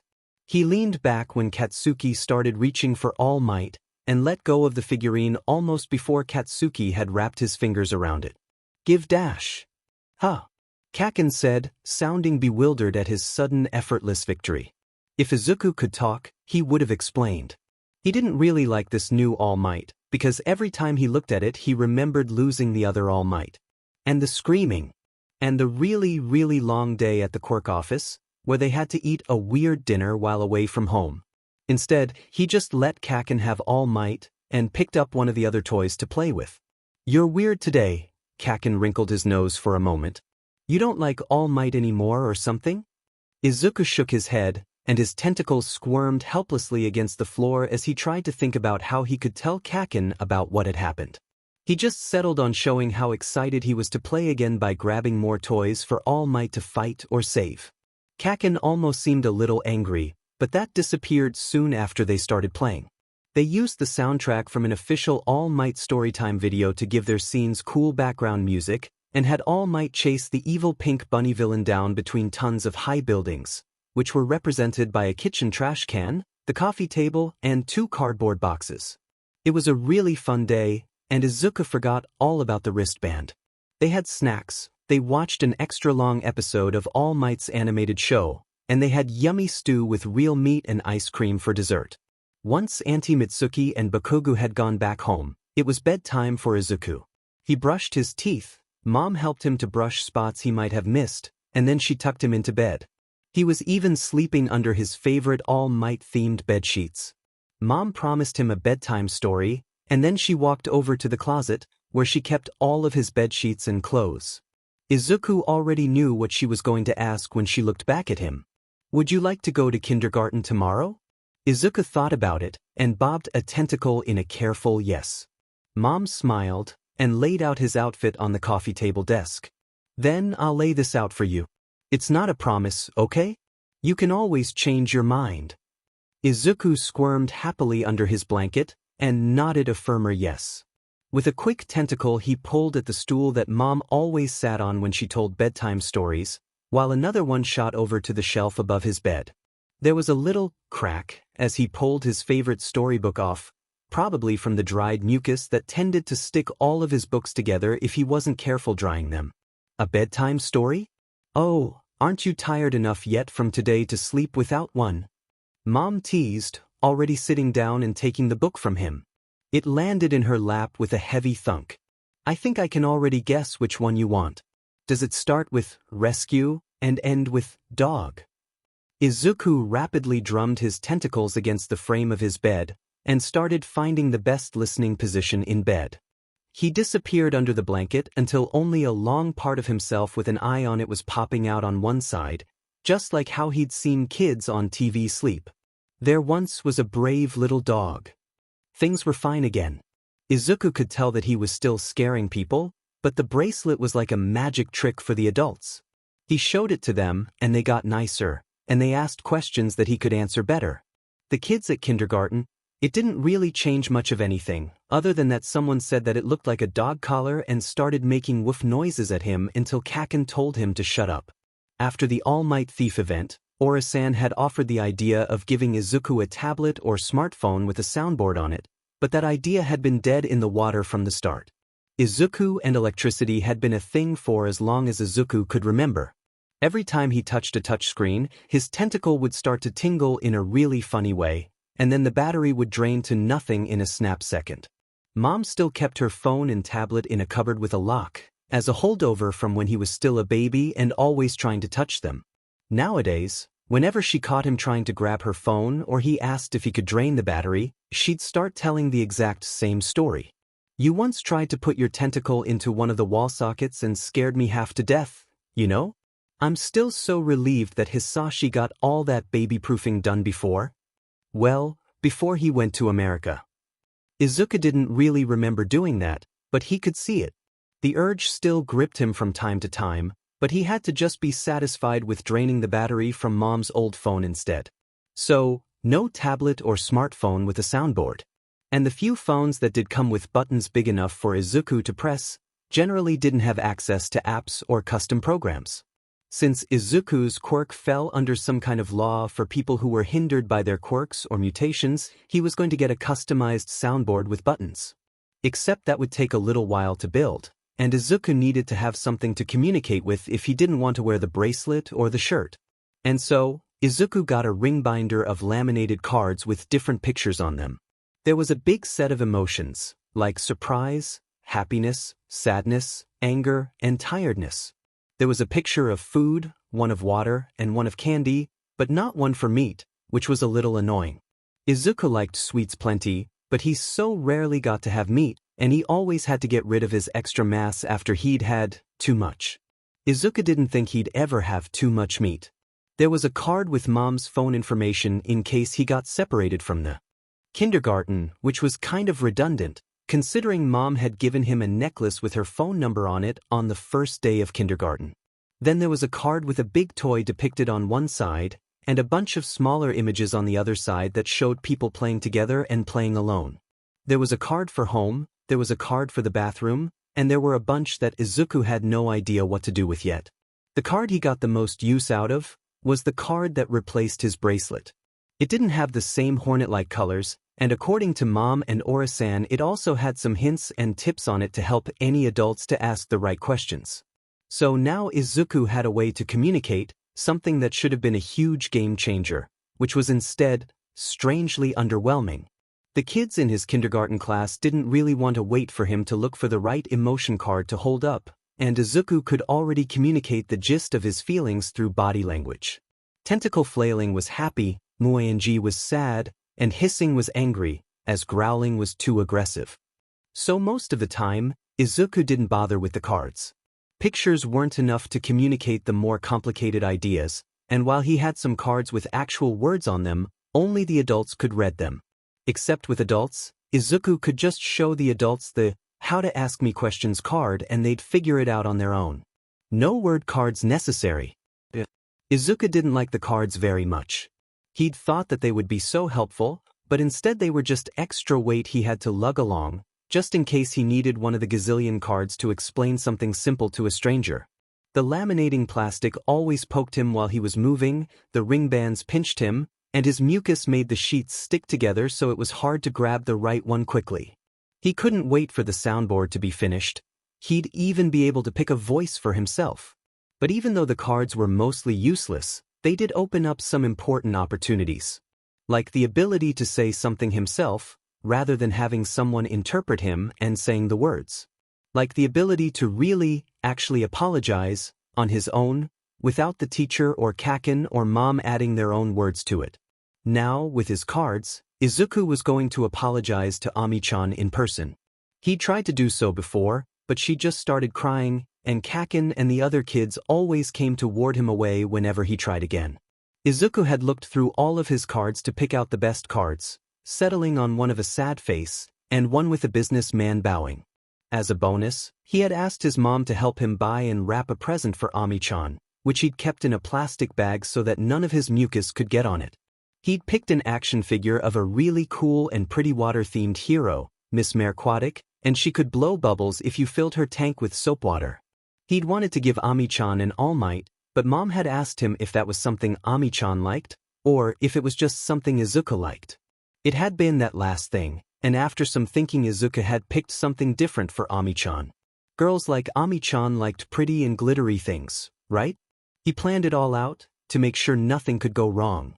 Mom even wrote him a little note that explained what he wanted to do, so he could give it to the kindergarten teacher and she could help. Just as promised, during free play hour the kindergarten teacher went to Ami-chan to explain that Izuku wanted to say something, and brought her over, staying nearby to make sure nothing went wrong. Izuku showed Ami-chan the cards of the sad face and the bowing man, carefully attempted to bow without losing his balance, and then held out the plastic bag with his apology gift. "Oh, Ami-chan said." Izuku could see that she was squirming a little, but she reached out and took the bag. She was careful to avoid his tentacle, and she held the bag out away from her like she was scared it was going to bite her. "Thanks." Go on ahead, Ami-chan, open it, the kindergarten teacher said. Ami-chan is getting a gift? Is it her birthday? Kato-kun said. Several other children looked up from what they'd been doing, eyes honing in on the package in Ami-chan's hands. Izuku did his best to stay still, but it was exciting to watch Ami-chan open it. Would she like it? He'd actually asked Mom to find some interviews and videos with Miss Merquatic in them, and she was a really interesting hero, even though she wasn't anywhere near as cool as All Might. Ami-chan held up the figurine. It was out of the box, because Izuku had wanted it to be already filled with the soapy water so that she could play with it right away. Oh, it's pretty, she said. She even met one of Izuku's eyes for a moment, without looking scared. But her mouth looks weird? The teacher came in to help. That's so she can blow bubbles when you activate her, Ami-chan. Here, see the button? Oh! A stream of tiny bubbles came flying out of Miss Merquatic's mouth and got caught in Ami-chan's hair. She seemed happily surprised, her eyes seemingly glowing from fun. Then, as if by magic, the remaining bubbles all froze in the air. Izuku and the rest of the class watched in amazement as the bubbles slowly began to change colors. Wow, I've never seen bubbles do that. One of the kids said, Look, that one's becoming a rectangle. And purple? Ami-chan, your eyes are glowing. Takamori-chan yelled. Teeth they are? Ami-chan muttered. The bubbles in her hair trembled and shrunk a little, while the ones in the air drifted closer to her, circling her like meteorites around a planet. Ah! Oh my! Ami-chan, look, you've gotten your quirk. The teacher said. And such a pretty one too, look at all of those colors. Everyone in the class had abandoned what they were doing and was looking at Ami-chan and her bubbles. The Miss Merquatic figurine was still clutched in her hands, occasionally letting out another stream of bubbles when she pressed the button. They're so pretty. Can I touch them?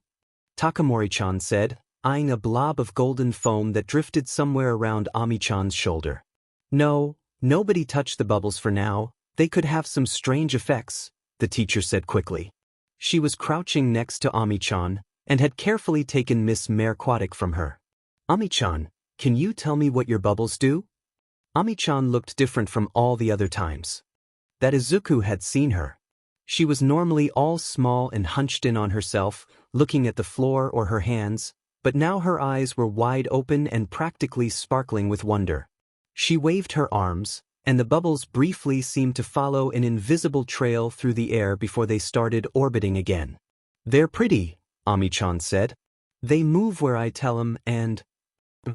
Her face scrunched in concentration, and all of the bubbles became a rosy pink. Then, they began to drift towards Ami-chan's open hand where she caught them. Her tongue poked out her mouth with concentration, and the bubbles became a little pointy, before settling back into a round shape. And I can make them change colors and shape. How wonderful! That's a really pretty and cute quirk, for a pretty and cute girl, the teacher praised. Do the bubbles do anything else? I think maybe they might leave some color on things when they pop. Can I put them on something dash? Ami-chan was given a piece of paper, and just like she said, the bubbles left behind little circles of color when they popped, though she couldn't change the colors anymore or move the liquid once the bubbles had popped. After a while, the color drained away and the only thing left was just soap water on paper. The teacher then let everyone play with Ami-chan's bubbles, as long as they didn't put any of the bubbles in their mouth. Eventually she got a little dizzy though, and they went back to copying hiragana and katakana symbols with a brush and ink. The teacher had everyone congratulate Ami-chan on her great quirk, and then said that she could be an amazing photo model with it. Izuku felt strange, seeing all of it. Strange and once again very left out. He had so many questions about Ami-chan's quirk. Could she make a bubble as large as a car? Could she keep her bubbles from popping if she wanted, or make them pop when she wanted? What about the range of her bubbles? Could she send them to the other side of the street, or out of the city? Could she send them to space? Why was everyone so excited for Ami-chan, when nobody ever got excited when Izuku did something new with his quirk? Even with his cards, he couldn't ask any of those questions, and nobody was paying attention to any cards he did hold up. Even Kaken wasn't much help, He wasn't as interested in Ami-chan's quirk because he thought it was too weak for heroics, and was mostly talking about how his quirk would definitely be better than some colorful bubbles. The only thing Izuku could do to refute that claim was hiss at Kaken and show him a card with a big red X on it, but that couldn't communicate how Ami-chan's bubbles would be perfect for making smokescreens, or marking a villain so he couldn't hide from the heroes. It just meant that Kaken told him he was being stupid if he thought Ami-chan could be a hero, and that Izuku should wisen up. For the rest of the day, the other kids could only seem to talk about quirks, and which one they were going to have. Even Kato-kun, the only other kid with a mutation quirk, was joining the conversation, saying that his visible mutation was not related to his quirk, and the doctors said that he could end up with something entirely different than what his parents had.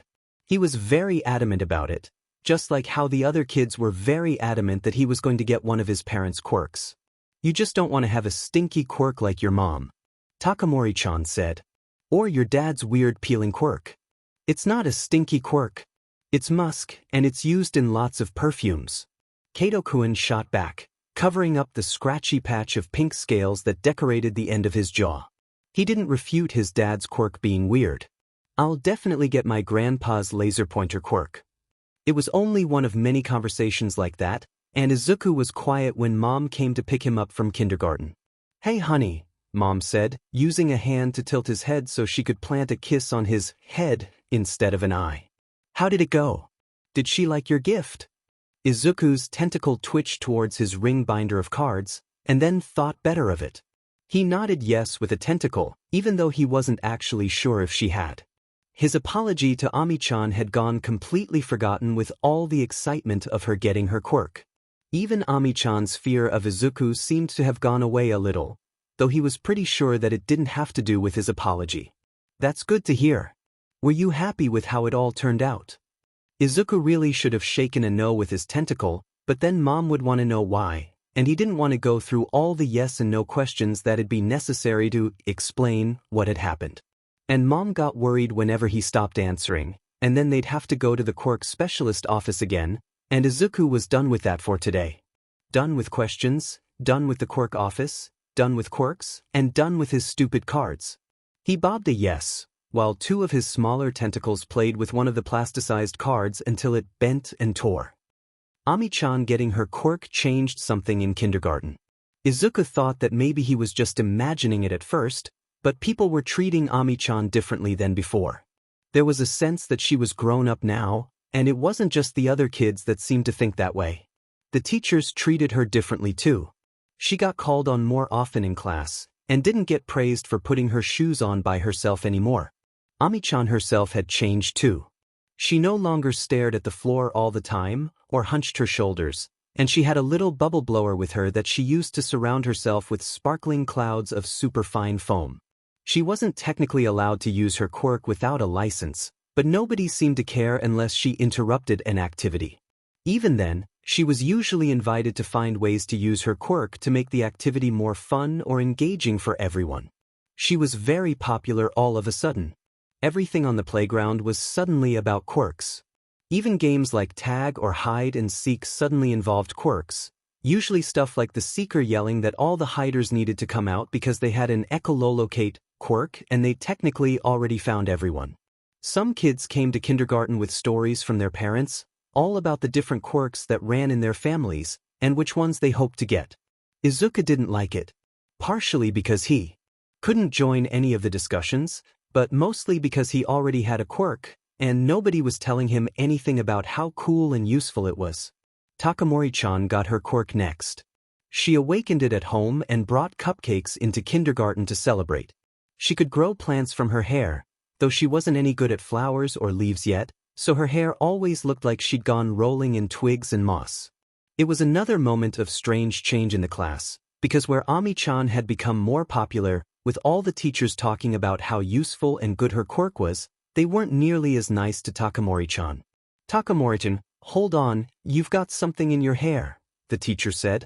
She didn't like it when Takamori-chan left the twigs on the ground in class, so Takamori-chan always had to stand by the door to pick all the twigs from her hair before coming in. It wasn't a punishment, according to the teachers, but it was clear that Takamori-chan really didn't like it. She was always the last to get into class because it took so long to untangle the twigs from her hair, and Izuku could see her tear up every time she yanked out some of her hair when she was trying to hurry. "You can't be a princess," Torai-chan said to Takamori-chan. "Princesses don't have stuff in their hair." "Do so. They've got the crown things, the datums. It's a twig datum," Takamori-chan defended. "Or one of the hair crown things from Mom's drama show. It's diadem, not datum, and diadems are supposed sparkly. But I guess you can be a wilderness princess, like a princess of the jungle monkeys."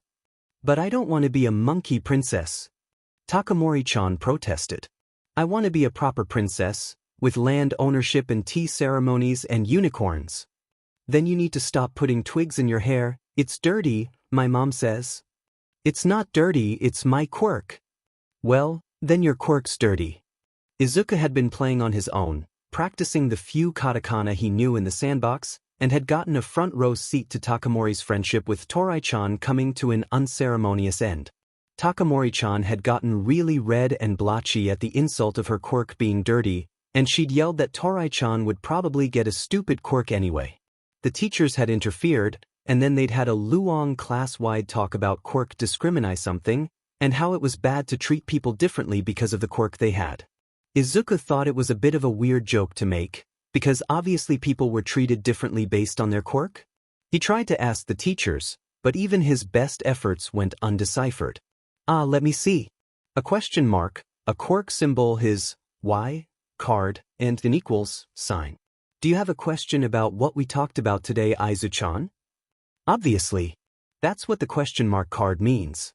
Izuku's tentacles nodded agitatedly, and he bobbed a hurried yes. "Okay, are these your question cards?" The teacher looked carefully at his chosen cards. "Do you want to know why treating everyone equally is important?" Then, do you want to know why we had a class on equality today?" "Not that either." "Is it about why people discriminate based on quirks?" Izuku hadn't gotten much of anywhere with the teacher before Auntie Mitsuki had come to pick him up, right under her arm, with Bokugu tucked under her other arm.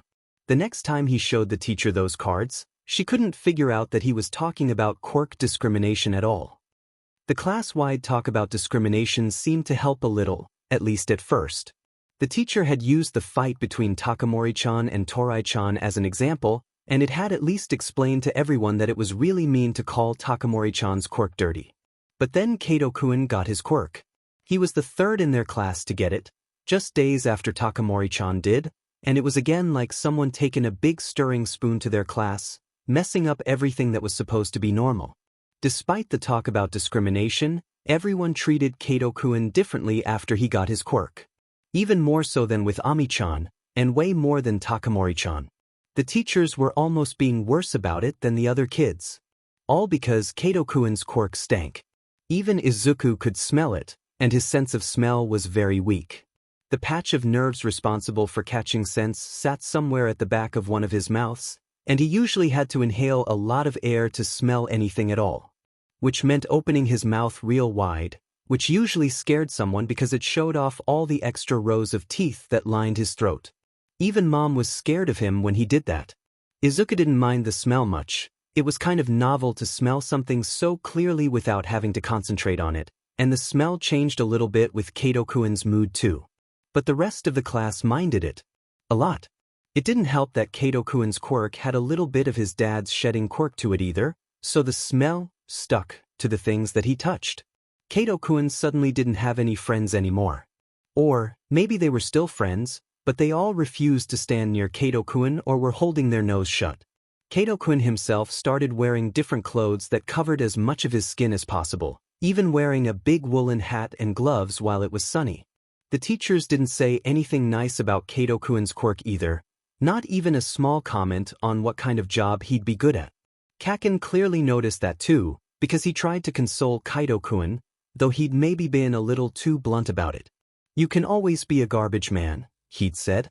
"Nobody'd even notice that they were smelling you instead of the garbage." Kaito-kun had gone really red in the face, before trying to hide in his baggy clothes. Izuku could still tell that his scent had gotten stronger, if only because the other kids scrunched their faces and covered their noses again. He'd gone home early that day too, and Izuku had seen him crying when his mom came to pick him up. He wasn't at kindergarten as often after that, though everyone continued to complain about his smell sticking around. Hearing people talk to Kato-kun about his smelly quirk was already bad enough, but hearing them talk about Kato-kun when he wasn't there was 5 times worse. It made Izuku think about what they said about him when he wasn't around. Kato-kun had been plenty popular before he got his quirk, and he'd been good at games, so he always got picked for teams. Now even Izuku got picked before Kato-kun, and Izuku could sometimes see Kato-kun's team run away from him, probably hoping that it'd make him quit wanting to play at all. They'd done that with Izuku too, though they kept a bigger distance from Kato-kun than they ever did from him. Tsubasa-kun hadn't been popular since he was fat and slow at running, but his quirk let him grow cool-looking wings that let him actually fly around, and suddenly he was cool. Saikuen had been one of the popular kids, but his quirk made him really slow and gave him some splotches on his cheek, and suddenly he wasn't very popular at all. Haku-chan got a mental quirk that changed her eyes to look like a blackboard with floating numbers on it, which also made her so smart that the teachers were talking about things like scholarships and adult universitaries. She didn't really rise or drop in popularity because of it, but Izuku could tell that there was a distance between her and everyone else now, even though he couldn't tell who was keeping distance from who. It just seemed self-evident that she was going to go someplace special, and that nobody in the class could follow her there even if they wanted to. Yuara-chan got a martial arts quirk and started getting into fights just to show off, which made her cool in the eyes of the boys. Toga-kun got a summon fluffy quirk, which basically let him pull plushies and soft clothing to his hands. It immediately meant he was a girly wimp, and not cool anymore, even though the number 15 hero best jeanist had a very similar quirk. More quirks, more shifts in popularity and fights on the playground and confusion. And then the avalanche of new quirks slowly started grinding to a halt. There were only 4 kids left in their kindergarten class without a quirk, and where it had first been a point of excitement, it was starting to turn into anxiety. It was clear now more than ever that the quirk you got could change everything, and with the majority of the class already having their quirk, not having it was becoming uncool. "Why are you always the hero team leader?" Yuara-chan said during one of their usual games of hero. Which was not an unusual question that kids had when they played games with Kaken, and also not really something Kaken ever responded to. Because Kaken is the best at it, Izuku thought to himself. Kaken had been playing hero team leader for ages. He'd even memorized all of the cool mission terms from a grown-up hero movie, like recon and preliminary testing and intel.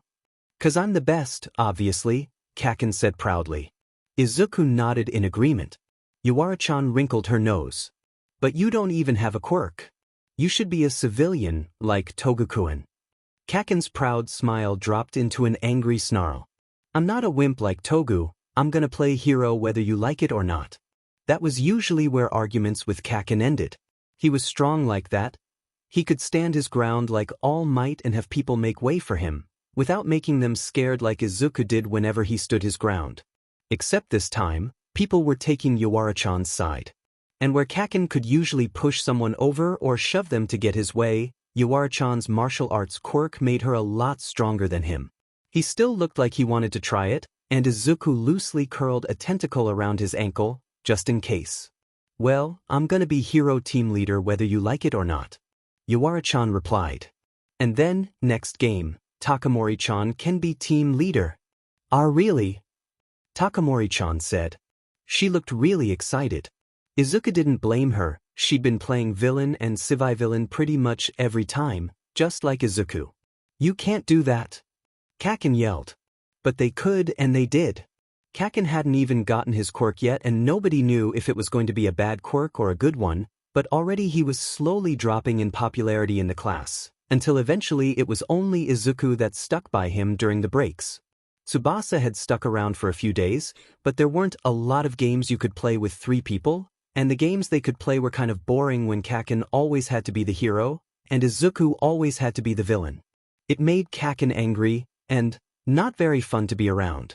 Izuku liked playing with him just fine, but Kaken didn't seem to want to play so much as he wanted other people to do as he said. That had been fine while there had been other kids to order around, but now there was just Izuku, and Kaken was too angry to be thinking about games. It all came to a head when Kaken started to talk about which quirk he was going to get during one of the group assignments. The once popular game was barely played anymore. Everyone but Kaken and Juno-chan already had their quirks. Kato-kun, sitting slightly apart from everyone, had interrupted Kaken in the middle of his game to say, "I bet you're not even going to get a quirk." Everyone had fallen quiet at that. "Is that even possible?" Ami-chan had said, echoing Izuku's own thought. No, it's not, it's just Kato-kun being stupid and smelly." Kaken yelled. Maybe he was hoping that the other kids would jump in and agree on Kato-kun being smelly, but that wasn't what happened. "My grandma didn't have a quirk," Togu-kun added shyly. "Dad called her quirkless sometimes." "That's so weird. Everyone's supposed to have a quirk, how else are you gonna know what you're good at?" Takamori-chan said. "Was your grandma good at anything?" Togu-kun stumbled over his words. "I dunno. She was sick when I got to know her, but Mom says she was very nice." "I'm not quirkless," Kaken yelled, stomping his foot for emphasis. "My quirk's going to be awesome, and it's going to blow you all away. And even if I never got a quirk, I'd be awesome without one." The other kids looked over at him, but they didn't agree or disagree. It was another one of those moments where Izuku felt like he was visibly watching someone's entire position change just on their quirk. Or in this case, the lack of one. Kaken noticed it too, judging by the pencil box he threw at Takamori-chan's face with an enraged yell. The following moments had been a whirlwind of chaos, with Togu-kun activating his quirk and summoning a bunch of fluffy things all over the place, Takamori-chan scattering leaves and twigs, and Izuku trying to hold back Kaken from making things worse without hurting him. He kind of succeeded, since Kaken had started kicking and punching at him instead of throwing stuff at Takamori-chan and Togu-kun, but at the end of it both of them got taken out of kindergarten and sent home. Kaken for throwing his pencil case and yelling, and Izuku for grabbing a classmate. Kaken had blue spots around his arm where Izuku had grabbed him, bruises. Mom had told him about them, and was still very angry. Izuku tried to show him the sorry card with the bowing man and the card with the sad face, but Kaken was refusing to look at him. If Izuku could talk without the cards, he would have liked to explain to Kaken that not having a quirk wouldn't be so bad. If trading quirks was a thing, Izuku would have been more than fine trading his quirk for Kaken's lack of one. He shuffled through his cards again, and selected the hero, a finger pointing at the viewer, and a thumbs up. "I think you can do it, Kaken," he was trying to say. "I think you'll be a great hero even if you never get a quirk." Kaken refused to look at the cards again. Refused to look at Izuku at all, to the point that it took the arrival of Auntie Mitsuki for Izuku to realize that he'd been crying. "Ah, hey lil brat, what are the waterworks for, huh?" she'd said, bending over to pick up Kaken, who immediately started to yell about it. He didn't like being picked up. "Heard you threw some essish stuff at a bully. Good going, kid. Show the assholes who's boss." Kaken grumbled something that Izuku couldn't hear. He refused to look at Izuku or his cards for the rest of the day. Kaken didn't want to play anymore. At all. Izuku had gotten used to Kaken not wanting to play as often at kindergarten, but it was new for at home. Kaken had always been around for playdates, or to just have lunch together and watch All Might cartoons with, and Izuku couldn't figure out why that had changed. It was lonely and weird. With Kaken actively avoiding him at kindergarten, and never wanting to play anymore, Izuku felt like he'd been set aside from everyone else. Kaken wasn't afraid of him, but everyone else was, and without Kaken acting as a buffer it seemed to only get worse. It didn't really seem to matter how carefully and slowly Izuku moved, or how softly he made his chirps and clicks for attention or questions, the other kids were keeping a larger and larger distance. Probably because of the bruises ringing Kaken's arms and legs. Izuku had gotten a lot of lectures over making those, a lot of them repeats from when that one boy had stolen his All Might figurine, but he didn't know what else he should have done. Kaken had been about to hurt Takamori-chan, and Izuku knew how bad it was to do that. Kaken would hate having to go to the quirk specialist every week like Izuku did, or having to wear a special bracelet. He made an apology card for Kaken, with a gift just like Ami-chan's apology, but again it just didn't seem to want to work the way it was supposed to. Because Kaken refused to come over, Mom and Auntie Mitsuki had to arrange a meeting in a park without telling Kaken, and then Kaken spent the whole time refusing to look at Izuku's apology cards and not accepting the gift. Izuku wants to say he's very sorry for hurting you, Kaken, Mom ended up saying, when it became clear that Izuku's cards were not going to be seen. He picked out this nice All Might figurine for you to have. Don't you want to unwrap it and see which edition it is? Kaken had only seemed angrier at that, crossing his arms together tightly and clutching fistfuls of his shirt. Auntie Mitsuki had accepted the apology for him, after shaking Kaken by the shoulder and muttering at him in an annoyed tone had failed to evoke a reaction. Katsuki says, "Wow, Izuku-kun, thank you for the great gift. I'll definitely accept your apology, and I think we should play together again soon because we're best friends and brothers from other mothers." Kaken went red in the face and rounded on Auntie Mitsuki, stomping his feet on the ground as impressively as he could. "No, I didn't. I didn't say that. I don't want to play with him at all. What is your problem, you lil brat?" Auntie Mitsuki hissed, fending off the fists that Kaken was pummeling into her legs. "Show some DMN appreciation and accept Izuku's apology." Izuku clicked uncomfortably. He didn't want Kaken's apology if it had to be forced. And Mom seemed to feel the same way. "Ah, Mitsuki, maybe they should have a little break from each other? I'm sure Izuku can wait a little while, right honey?" Mom said. "And remember the cursing? I don't think a break is going to fix this bad attitude," Auntie Mitsuki said, as she held both of Kaken's arms still while trying to stay out of reach of his kicking. Hey, Katsuki, can you stop already? Do I gotta throw out all your candy or what?" Hey. Kaken yelled back, angry tears brimming in his eyes. Kaken didn't end up accepting Izuku's apology, no matter what Auntie and Mom did, and the All Might figurine came back home with Mom and Izuku even though Izuku didn't want to take it home at all. It was meant to fix things between him and Kaken, but Auntie Mitsuki hadn't wanted to reward bad behavior. Oh dash. Izuku sobbed quietly from his seat in the front. He had condensed his mass as much as possible to hide in his shirt, and was ruining the wrapping paper around his apology gift with how hard he was holding onto it. The plasticized cards were sporting several new rips in their plastic. "Oh honey, I'm sure it'll all be okay," Mom said. "Sometimes people just need a little break from one another, so they can miss one another and understand how important a friendship really is." Oh, click. Oh, Izuku felt like he'd been missing Kaken for a long time already with how little they'd played in the last few weeks.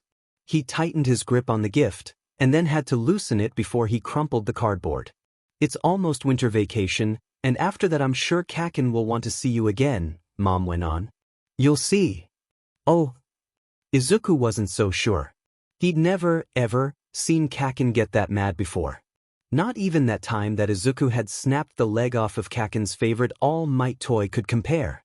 "Then it's just a few more months and you'll both be going to school for the first time," Mom said. They were at a red stoplight, and she leaned over to rub the palm of her hand over his flesh while they waited. "Kaken will definitely want a friend in his corner then. You'll both be meeting a lot of kids in an exciting new place, and you'll definitely have gotten your soundboard by then too. Who knows? Maybe we'll get the first version in during winter break. Then you can get some practice in and really wow everyone at kindergarten." Click, Izuku replied. Usually, the reminder of the soundboard was enough to make him a little happier, but it was a little more difficult now. Izuku had hoped that Kaken would be one of the people he'd be doing the practicing with. Oh. They drove home with just some quiet music playing, and the sound of Kaken's gift crinkling and squelching from Izuku's hold. Mom let him have meat for dinner, even though he wasn't supposed to, and then she helped him to peel off the crusty wet gift wrapping from Kaken's gift so she could rewrap it. Once rewrapped and pristine, if a little more dented in some places, it got put on one of the higher shelves in Izuku's room where he kept the things that he didn't want to get dirty, or that would break if too much mucus got on them. After Mom was done reading Izuku a bedtime story and tucking him in, he stayed awake for a little while longer to look at the present. He imagined Kaken accepting his apology after the winter break, and Kaken unwrapping the All Might apology gift so they could play with it together. Somehow, it didn't seem like a realistic thought at all. Winter break was horrible without Kaken to play with. Mom was happy to play with Izuku, of course, but it wasn't the same as playing with Kaken. Mom had things to do, and sometimes she had to put a game on halt for what felt like hours because she got a call. Izuku got more screen hours out of it, but watching videos on All Might and other hero-related news just wasn't as interesting without Kaken, and tablet games didn't work for him because of the way his body seeked in energy. He had tried to download and play some games on the Dusty Tower PC that belonged to Dad, but his mucus had started breaking the keyboard and then the game he'd downloaded had broken the PC. Turns out that it had actually been a virus. Sitting around alone with the TV wasn't fun, but it did make it a little easier to keep practicing hiragana and katakana every day. By the time that winter break was halfway through, Izuku had finished all the exercises, plus some extra that he asked Mom to print out. He could now officially write words. He still made mistakes, like mixing katakana through his hiragana, or forgetting to add spaces in the right places, but he could talk to his mom. Really talk. It was a bit of a process. First, he had to sound out all of the different vowels of the words he wanted to say in his head, and then he had to match them to the right hiragana and write those down.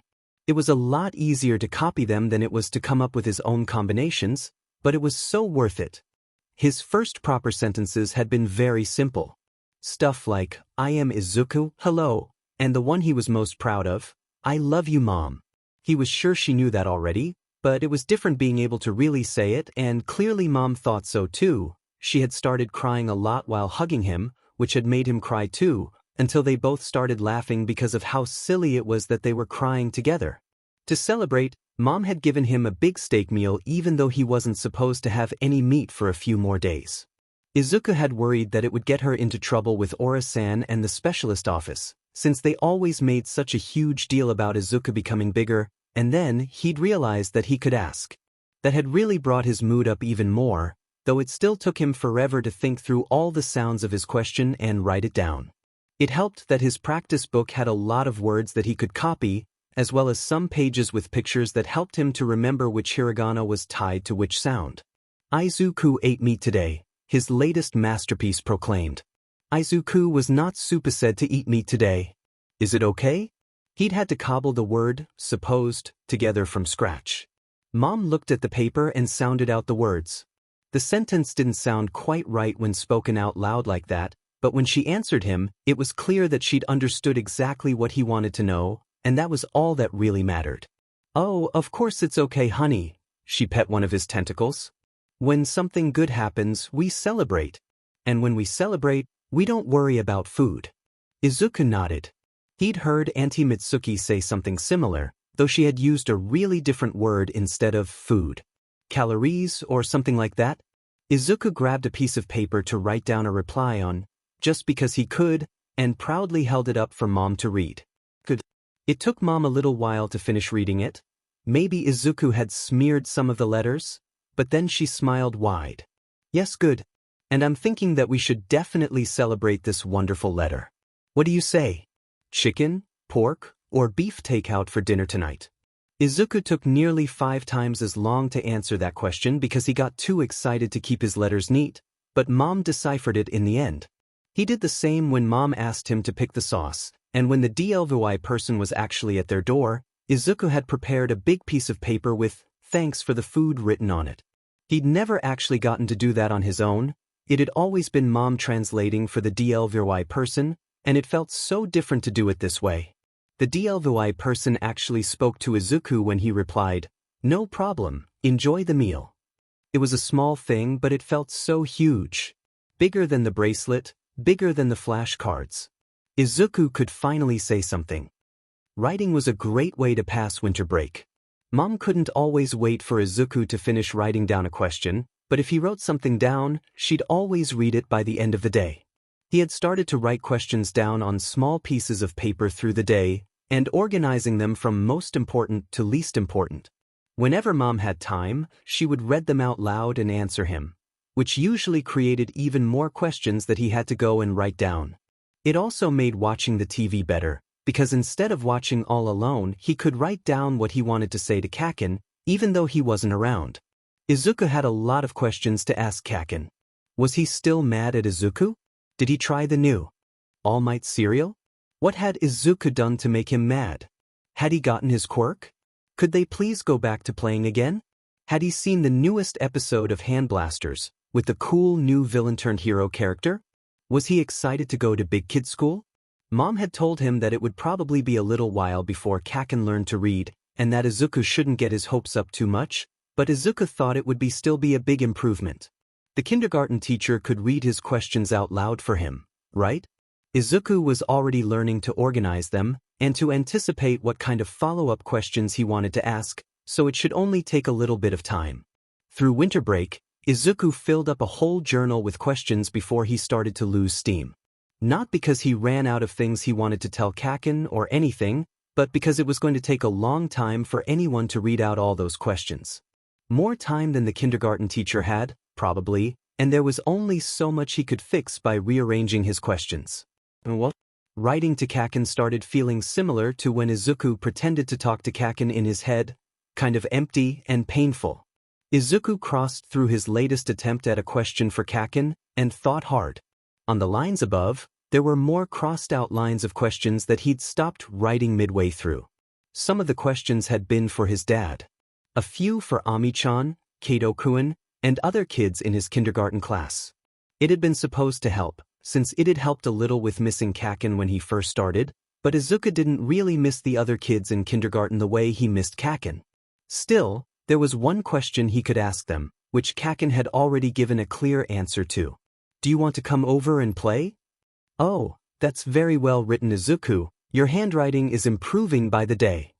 Mom smiled as she finished reading the first letter of the stack that Izuku had handed her. You've written quite a few. Are they all for Kaken? Because I asked Mitsuki yesterday and he still needed some space dashed. Izuku shook a no, and tapped a tentacle on the other side of the paper Mom was holding. He had written Ami-chan's name there with big letters, with proper address squiggles and a stamp drawing in the upper left like a proper letter. Oh, so it's a letter for Ami-chan. Mom sounded relieved. She shuffled through the other letters, looking at the names Izuku had written down as best as he could.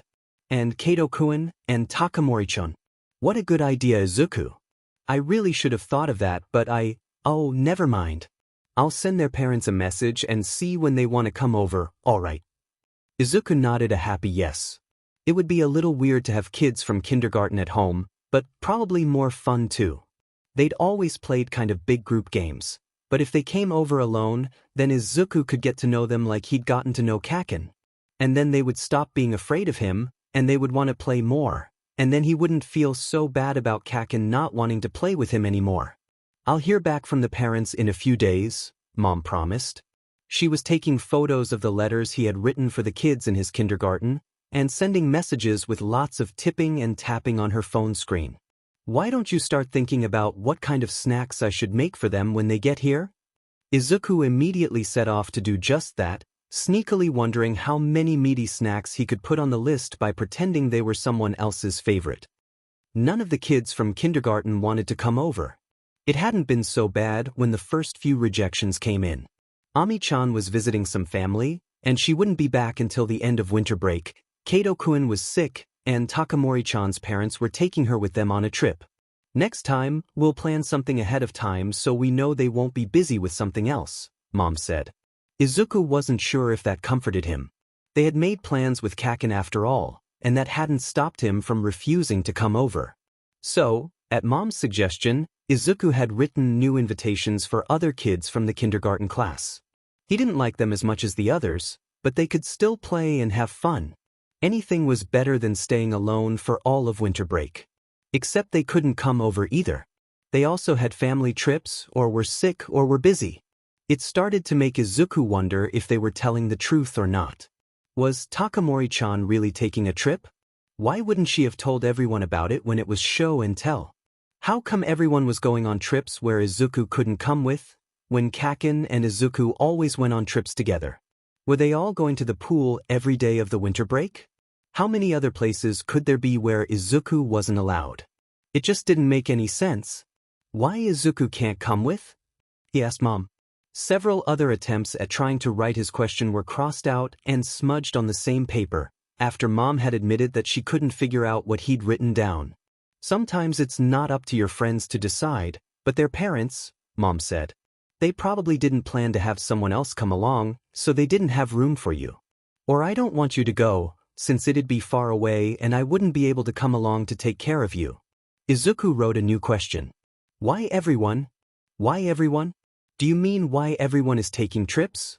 Well, it's winter break. It's a great time for it since parents get time off work, and there's a lot of different events to get through the darker days. Izuku shook a no. No? That's not what you meant. Why everyone? Now. Izuku wrote, stressing the words, now, and everyone, with lots of lines underneath it. Because it's winter break? I'm sorry, honey, I don't understand what you're asking. Izuku rumbled with frustration. He didn't know how to ask it any clearer. He threw the paper away hard, which didn't help at all, since it barely even flew anywhere, and ran to his room.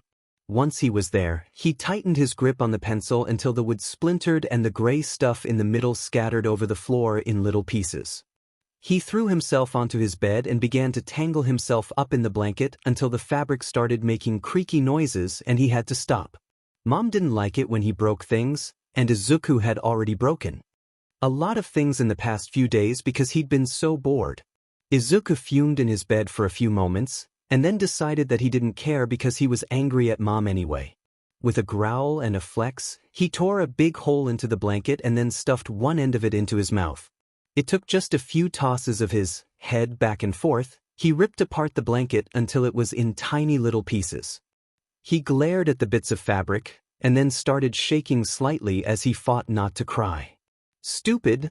Now Mom was going to be angry, and he didn't have his blanket to hide in anymore. Stupid! He wrapped his tentacles around himself and squeezed himself into the smallest ball he could be. Mom wasn't mad when she entered the room though. Just sad, which was almost worse. She didn't even mention the ripped-up blanket, and just sat next to his bed and held the tip of one of his tentacles until he reached out for a hug. It's okay, Izuku, it's just a few more days, she said. She didn't say anything about Kaken coming back this time around, and Izuku couldn't tell if that was a relief or if it just made him more sad.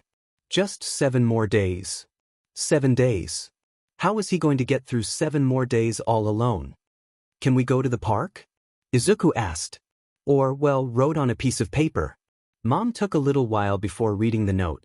She had been busy cleaning some of Izuku's mucus from the wall before it dried and started to damage the drywall. Or, well, before it damaged it more than it already was.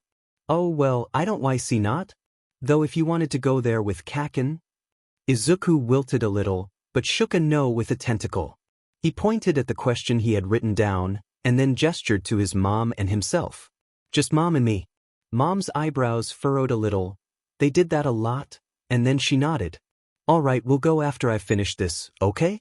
Why don't you pick out some snacks and toys to bring along from the left fridge drawer, and put on an outfit? Izuku set off to do just that. He picked out a bag of dried apple slices and a container of snack veggies, and then wriggled his way into some shorts and a t-shirt. For the toys, he selected his least favorite All Might figurine and the weird doll thing that he'd gotten as a gift from the granny living next door. Things that he wouldn't miss if they got lost.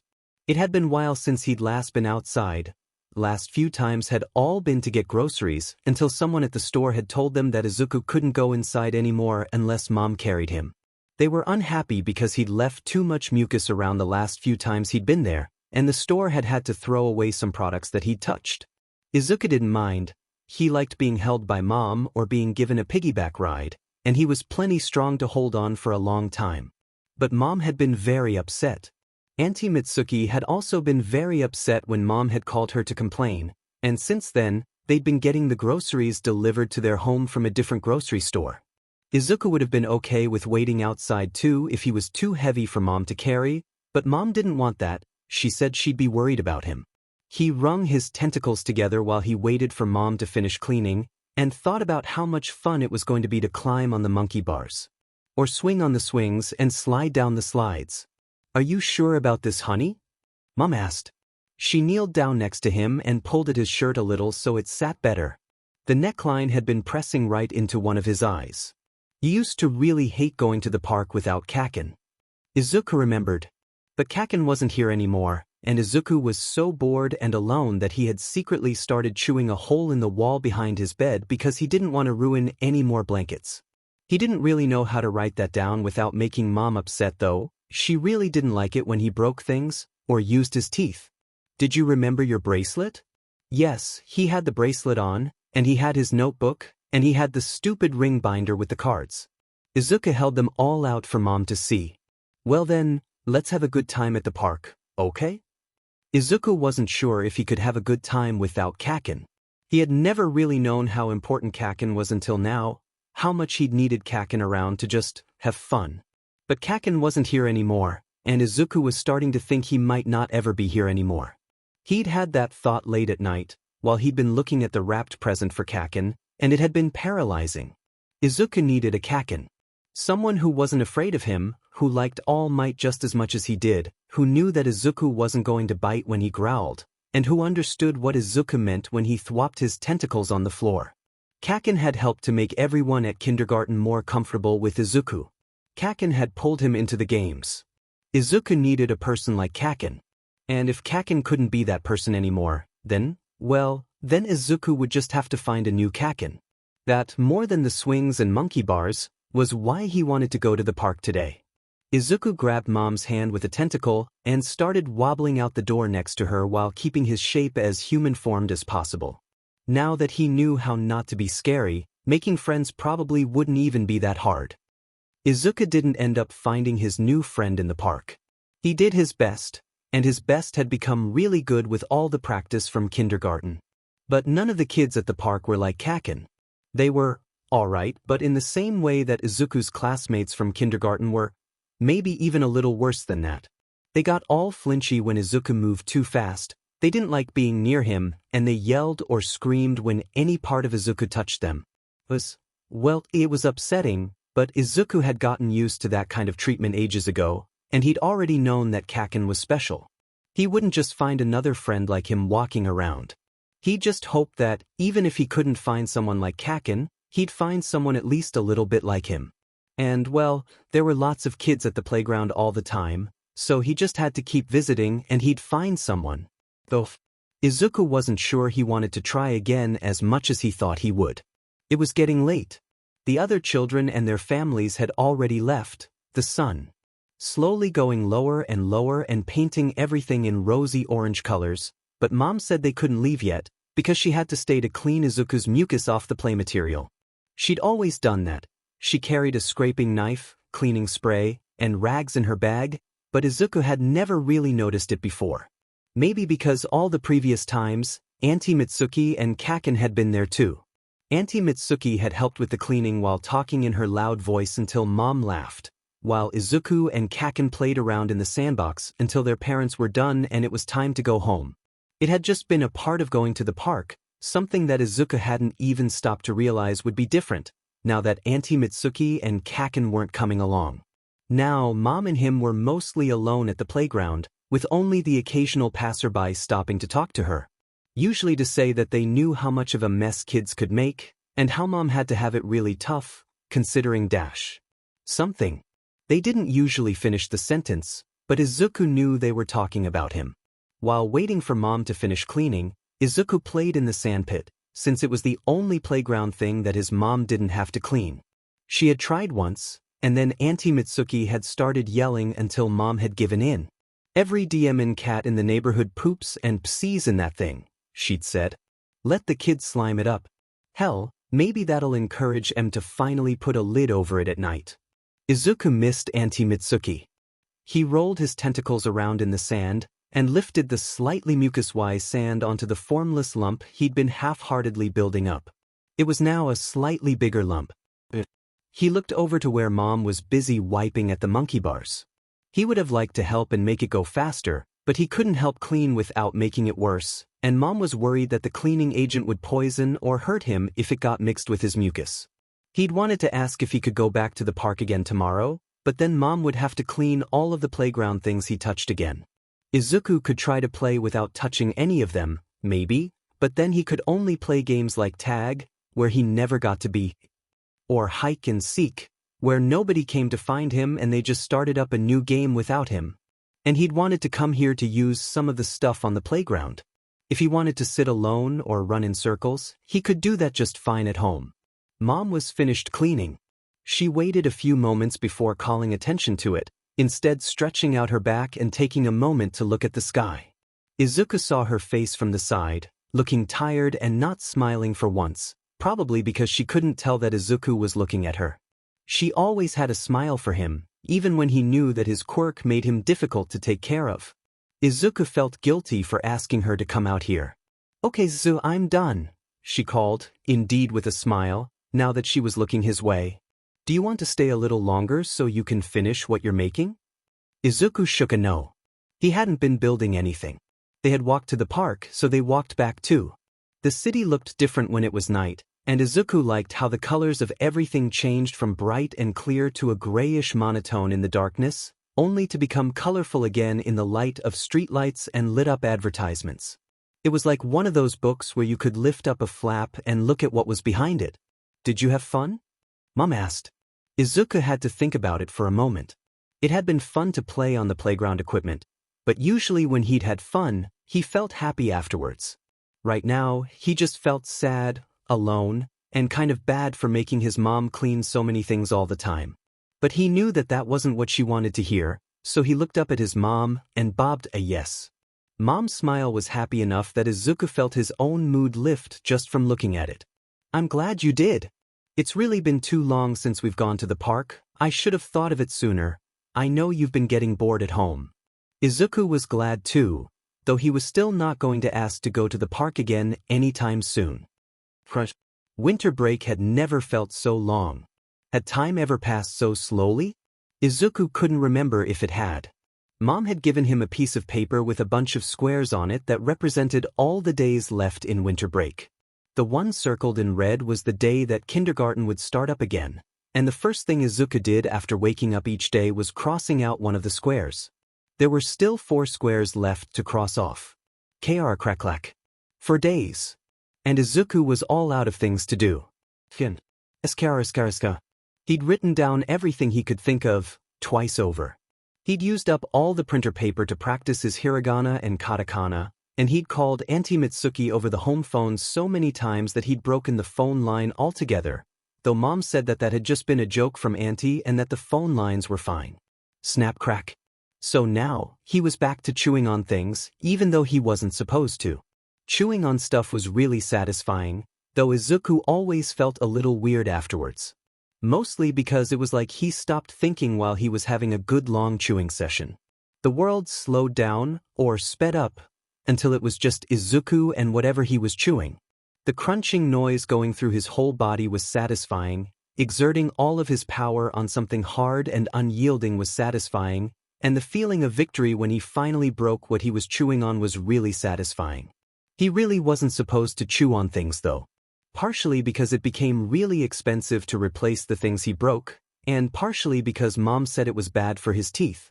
Izuku's teeth were really strong, but they could still chip or break, and he had a lot of teeth that went real far down his throat. Mom was worried that if he hurt himself, the dentist wouldn't be able to fix it, and then he'd be in pain, potentially forever. Not to mention that you could get sick from flakes of paint or plastic that aren't supposed to be in your body. Mom's lectures still stuck in his ears. You could get a nasty splinter somewhere really far in your body that pokes through an important organ, or you could get poisoned, so no chewing on things unless they're meant for chewing. Dog toys were meant for chewing, and Izuku did have some of those, but they just weren't as satisfying. They weren't really hard enough and his teeth always tore through the rubber, at which point he was supposed to stop chewing on them before he swallowed any pieces.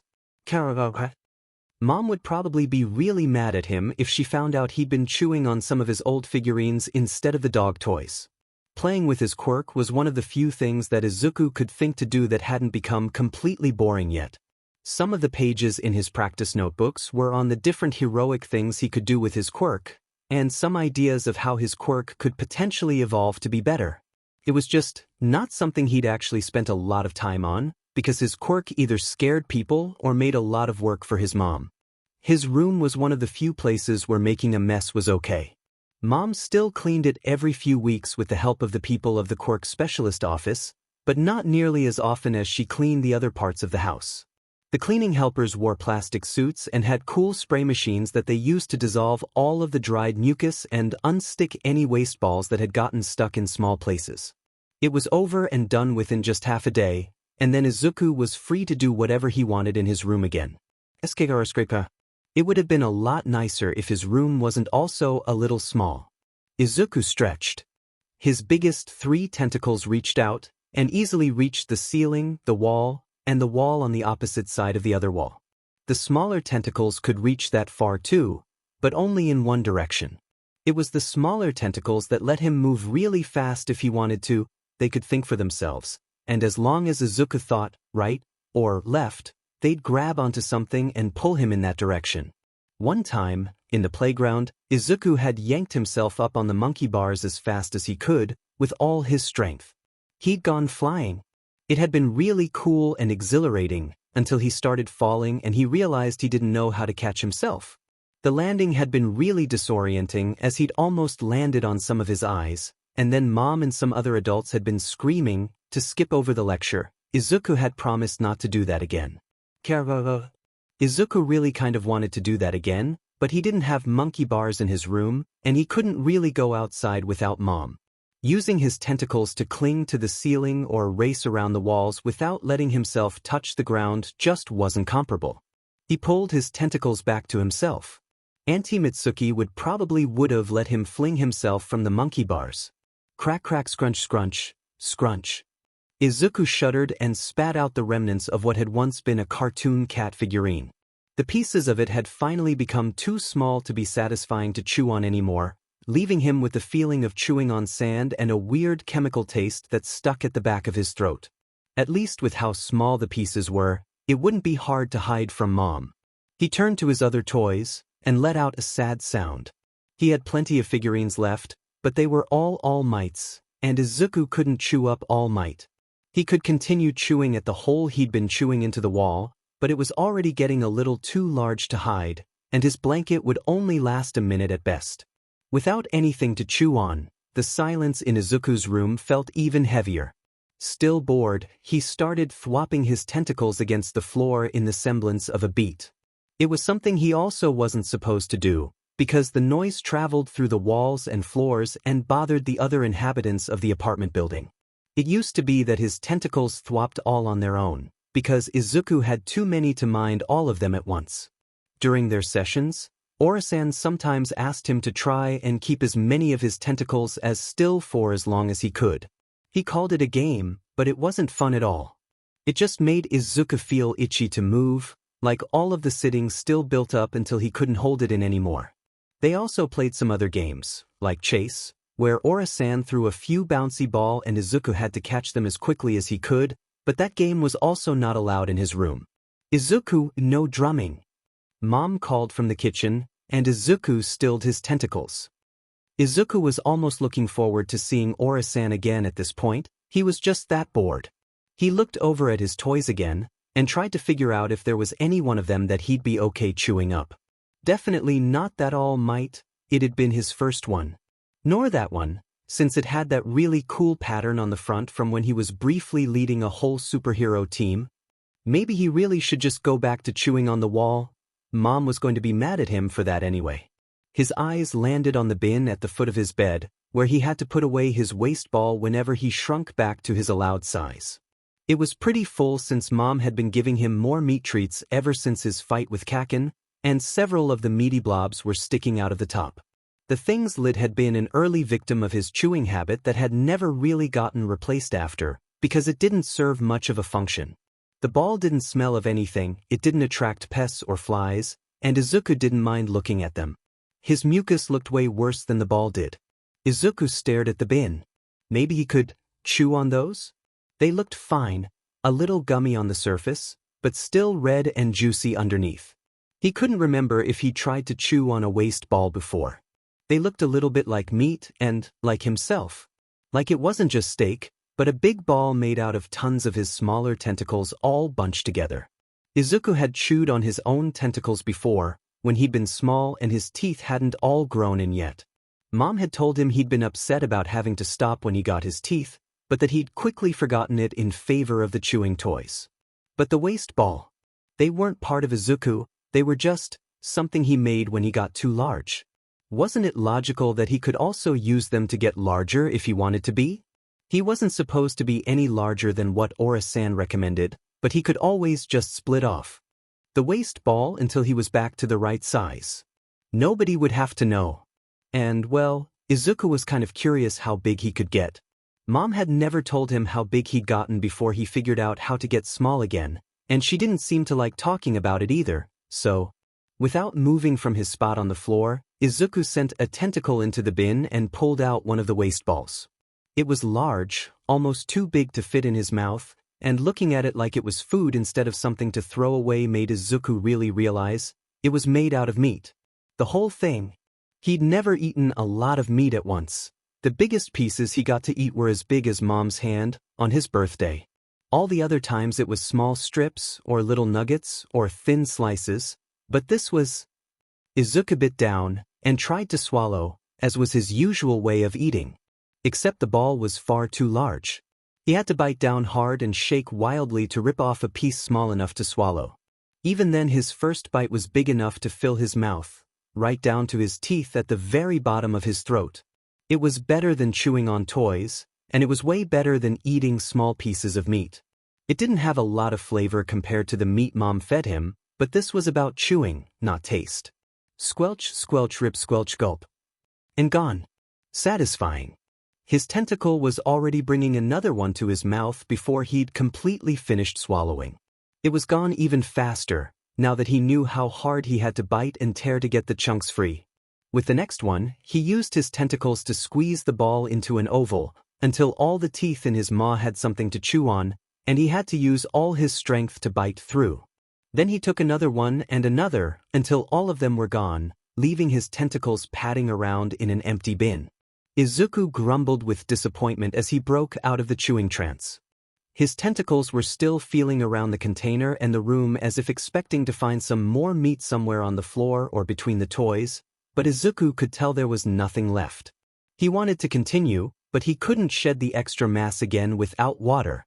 According to Ora-san, it had to do with his quirk using the water to deserve the detached protein, or something. Had to find water. Bucket? Too small. Bathtub? Izuku didn't have to move to the door. He simply let his mass tip over, and he was already pushed up against it. At his back, he could still feel the frame of his bed and his nightstand, while his improvised coffee table desk was digging into his left side. Getting through the door was harder than normal. The door frame squeezed around him, pushing down his eyes in a very uncomfortable way, and it was only because of the mucus that he managed to make any progress. In the end, he got impatient and just unfolded into snake mode to get through. Mom called it worm mode, but that sounded lame. The bathroom was just down the hall, and despite trying to be careful and quiet, Izuku's new size still managed to toss the photo frame collection off the wall with a loud clatter. He probably would have been able to catch most of them before they hit the floor if he hadn't been using all his eyes to avoid the ceiling lamp. Izuku, what did I say about going fast in the house? Mom yelled from the kitchen.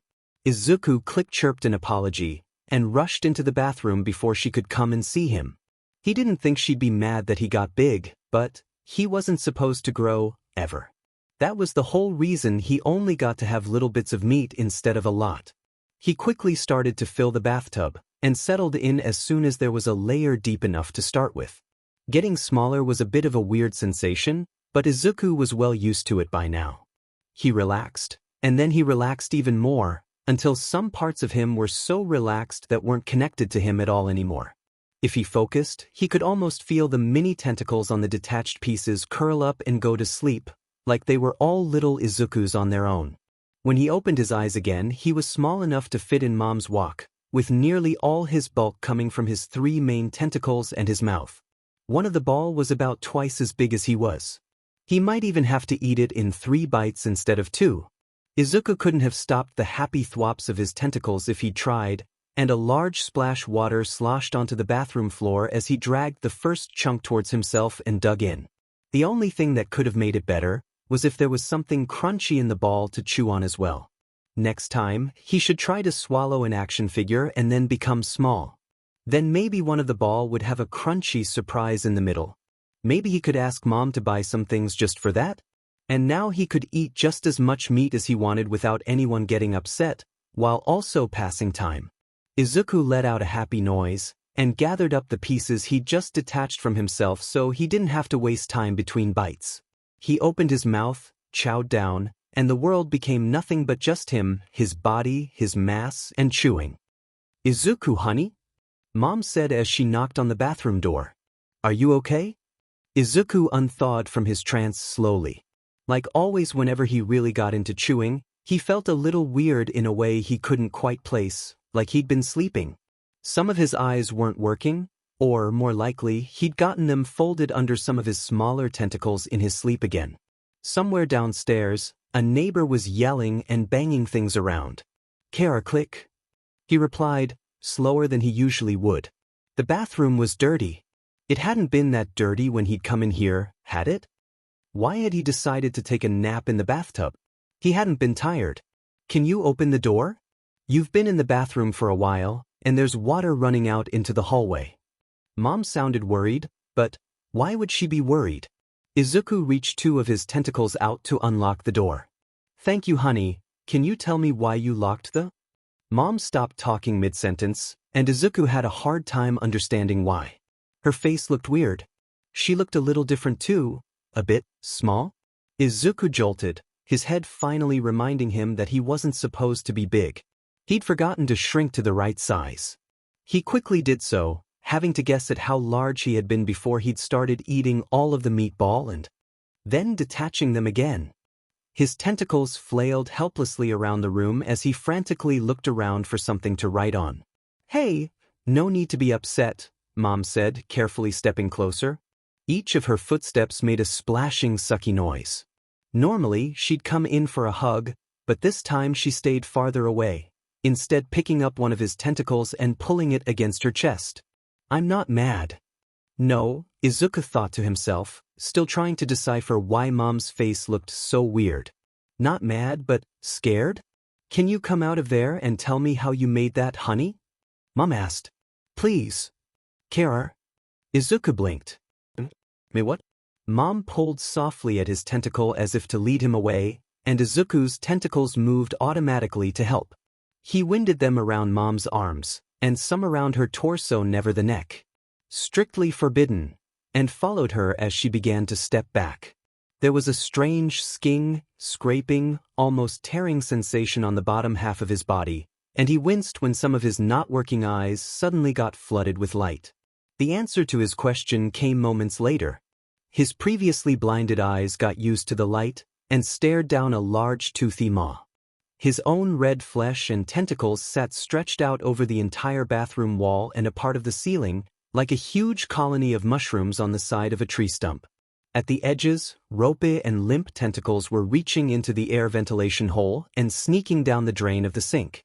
The toilet and bath were both gone, completely covered in flesh, but Izuku could tell that there were tendrils growing down their pipes too, splitting in all kinds of directions and popping out of somewhere below the apartment. Was that why the downstairs neighbor was yelling? Mom continued to pull them both towards the door. Izuku probably should have helped more. He was plenty strong to carry himself, but he couldn't stop looking at the mass that covered the bathroom wall. It had a mouth like his, and it was breathing with slow puffs of wet air. Dotted in between the flesh were eyes, all of them closed as if they were sleeping, but moving underneath the eyelids. Was it alive? Had he made a new Izuku? Mom backed them out of the bathroom and closed the door very carefully, like she was trying not to wake up the weird second Izuku in the bathroom. Once they were in the hallway, she pulled him into her arms and walked into the living room.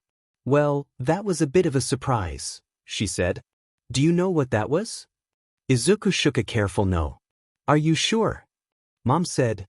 She didn't sound like she usually did when she asked that. She was supposed to like she already knew, and she was just waiting for Izuku to give the right answer.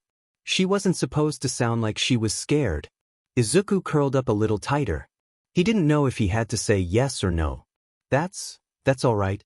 Can you write down what you were doing in the bathroom? It doesn't have to be a lot. You're not in trouble? I'm just curious.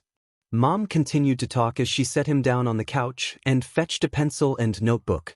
It was one of the important notebooks that he wasn't supposed to write in, unless there was an emergency and he really couldn't find anything else. Take your time, okay? I need to make a phone call. Izuku took the pencil, obediently held the tip against the paper, drawing a complete blank on what to write down. He settled for just practicing his best hiragana. Mom's phone call took a long time. She had closed the door between the living room and the kitchen, which meant that it was a call Izuku wasn't supposed to listen to, but he could hear her voice get louder and higher as time passed. Somewhere right in the middle of finishing his second page full of hiragana, a neighbor knocked on their door. Midoriya-san, are you home? Oh, sorry to interrupt your call, but there's been a call for evacuation for everyone from this floor and up. It's not an immediate concern, but they want everyone out just in case. I see, alright, that's fine. Thank you for the warning, we'll be right out, Mom said, hurriedly waving off the neighbor before going back to her call. She still sounded mad. Yes, that was the evacuation call. In about 5 minutes. Okay. She hung up without saying goodbye. Izuku? We need to go downstairs, something came up, and Ora-san wants to have our weekly session a little earlier. He's coming all the way here just for us? Izuku was getting a bad feeling. He glanced back at the bathroom and the pink-red footsteps Mom had left in the hallway. Ora-san never seemed to like it when they discovered something new about Izuku's quirk, and Mom would definitely him about what had happened in the bathroom. Izuku hopped off the couch to grab his bracelet and his cards. He had to settle on wearing just a set of old boxers. They were the only thing that wouldn't completely cover him up in this smaller size. For a moment, he wondered if he could just go into the bathroom and try to eat the weird sleeping Wall-Izuku, and pretend that he couldn't make whatever the Wall-Izuku was. But Mom had already seen it. Mom was typing messages on her phone when Izuku returned. Are you ready to go? Here, come on up. Mom didn't have any trouble holding him now that he was small, and she continued texting even as she walked past other neighbors that had been called outside. More than a few of them stared when they caught sight of him, their conversation coming to a complete halt. Izuku had never seen it so busy in the hallways of the building before. How come he'd never met all these neighbors? And why were some of them frowning at him? Outside the apartment building, there was a crowd of people, and a few police officers making sure everyone was standing out of the way. Their cars had their lights flashing and the doors open, and an orange-clad hero hovered above the crowd with his eyes closed and his hands stretched towards the building. Izuku twisted around in Mom's arms to try and see what he was going, but the apartment building looked just the same as always. There they are. Someone barked. The villains. Was there a villain attack? The hero didn't move, still holding out a hand towards the building, but the police officers did. 3 of them were moving people back to make a path, and 2 were coming towards Mom and Izuku. The HPSC van was delayed in traffic. You are to dash. Yes, I know, Ora-san explained on the phone, Mom said, not even pausing. Izuku wondered what the police officer had done to make Mom so mad. She never interrupted people like that. She walked to one of the police cars and sat inside. One of the policemen closed the door behind them, and Izuku heard a bunch of clicks and clacks coming from it. The sound from outside was muffled until it barely sounded like anything. Mom tapped another message on her phone, and then put it away on the seat next to her. She hadn't taken her bag, Izuku realized. Hey honey, she said, squeezing him a little closer to her chest. Did you finish writing, or do you still need some time? Izuku shifted uneasily and held up the notebook. Mom stared at the repeated hiragana and let out a slightly longer than normal breath before she smiled. Those look very good, honey. This one practically looks like it was printed out by a computer. Izuku felt a flash of pride, but it quickly fell away under the feeling of not having done the thing she asked him to do. It's okay, honey, you don't have to write it down, Mom said. We'll just do yes and no like we used to, and maybe use some cards. Would that be okay? Izuku made a yes. Do you know what happened? Izuku shook a no. Is it dangerous? The thing. Izuku curled up tight. He didn't know. He closed his eyes and tried to feel that sleepy Izuku feeling that was all the way back at the apartment. It still just felt like a sleeping piece of him, not like a thing at all. Dangerous? Was he dangerous? Izuku? Are you okay, honey? Izuku quickly shook a yes, and tried to look a little livelier. Mom was about to ask something again, but then the door of the car opened up and she went quiet. Ora-san poked his head in, his eyes glittering with little pricks of green, gray, and red as he looked around the car. It was something he always did, looking around like that, and just as always, he ended his looking around with a sigh and a slightly strained smile. "Hey Midoriya-san," he greeted Mom. "Ora-san," Mom said back. Ora-san slid into the seat next to Mom and told the policemen outside to go whenever they were ready, before he pulled the door shut and turned towards them. "So, should we talk about what happened here, or would you prefer to wait until we're at the office?" Izuku couldn't sleep. The room he was staying in was too different from his bedroom.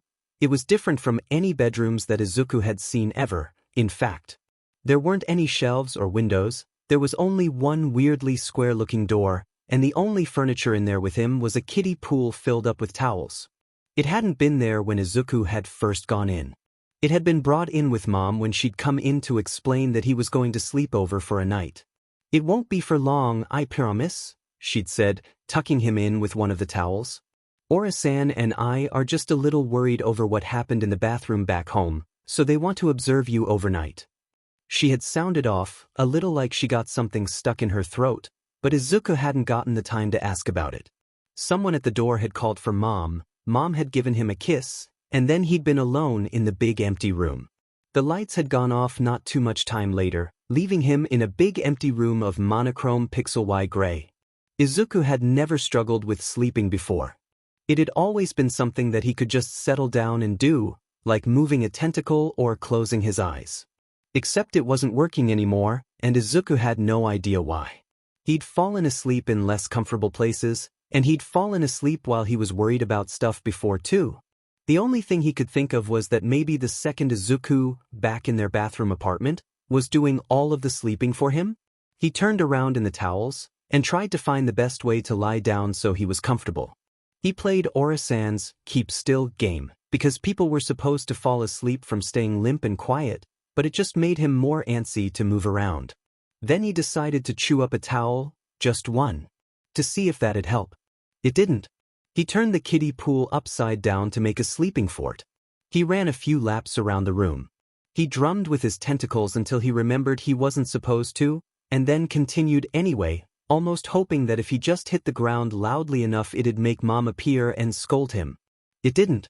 Not even when he whipped a tentacle against the door so hard that it hurt. It was wrong. Mom always showed up if he made noise, and if she wasn't fast enough, then it'd be the angry old neighbor whose nostrils whistled real high when she got mad. Which seemed to be all the time. Izuku usually didn't like her much, but he'd really like it if she showed up and made the Quirk office people open the door. He hit the door again, and then a few more times. It made the ends of his tentacles sting, and he felt bad for making dents in the metal and leaving his mucus all over, but, well, if someone wanted Izuku to stop, then they had to show up say so. Except nobody came to open the door, no matter how hard he hit it. Instead, there was a crackling sound of a speaker coming somewhere from up in a corner of the room. "Done yet? Can he hear me?" Ora-san said. "Scree." Izuku hurriedly curled his tentacles around himself and tried to look like he hadn't been breaking the rules. Click, click, click. The crackling continued. There were other voices talking from somewhere near Ora-san, as if there was a big room full of people nearby. "Oh good. Ahem, hey Izuku," Ora-san said. The people outside were hearing some noises. "Are you having trouble sleeping?" Izuku started to bob a yes with a tentacle, and then remembered that it was dark in the room. Ora-san probably wouldn't be able to see anything. That didn't seem to stop Ora-san from talking though. "Ahem, so, I bet your mom already told you why you're sleeping over, but I'm here to say it all again to make sure that you know everything you should know, alright?" Ora-san said. His voice came from one specific corner, and Izuku pulled himself towards it, trying to see the speaker throughout the gray fuzz of his night vision. "There are some people at your house right now, to make sure that the thing that you made in the bathroom is safe to be around. They'll be done very soon, but until they come back to say it's all good, You need to stay in this room, okay? Izuku knew that, but he hadn't been trying to get out of the room. He just wanted Mom and his normal bed. It's just for one night, I promise. You'll have a way better room tomorrow, and then you can tell me about some of the things you'd like in your room, and we'll get those too. Ora-san continued. Your mother will come see you again tomorrow, and we'll all have a good talk about what happened, and if you're cleared by the lab you can go join some of the classes here.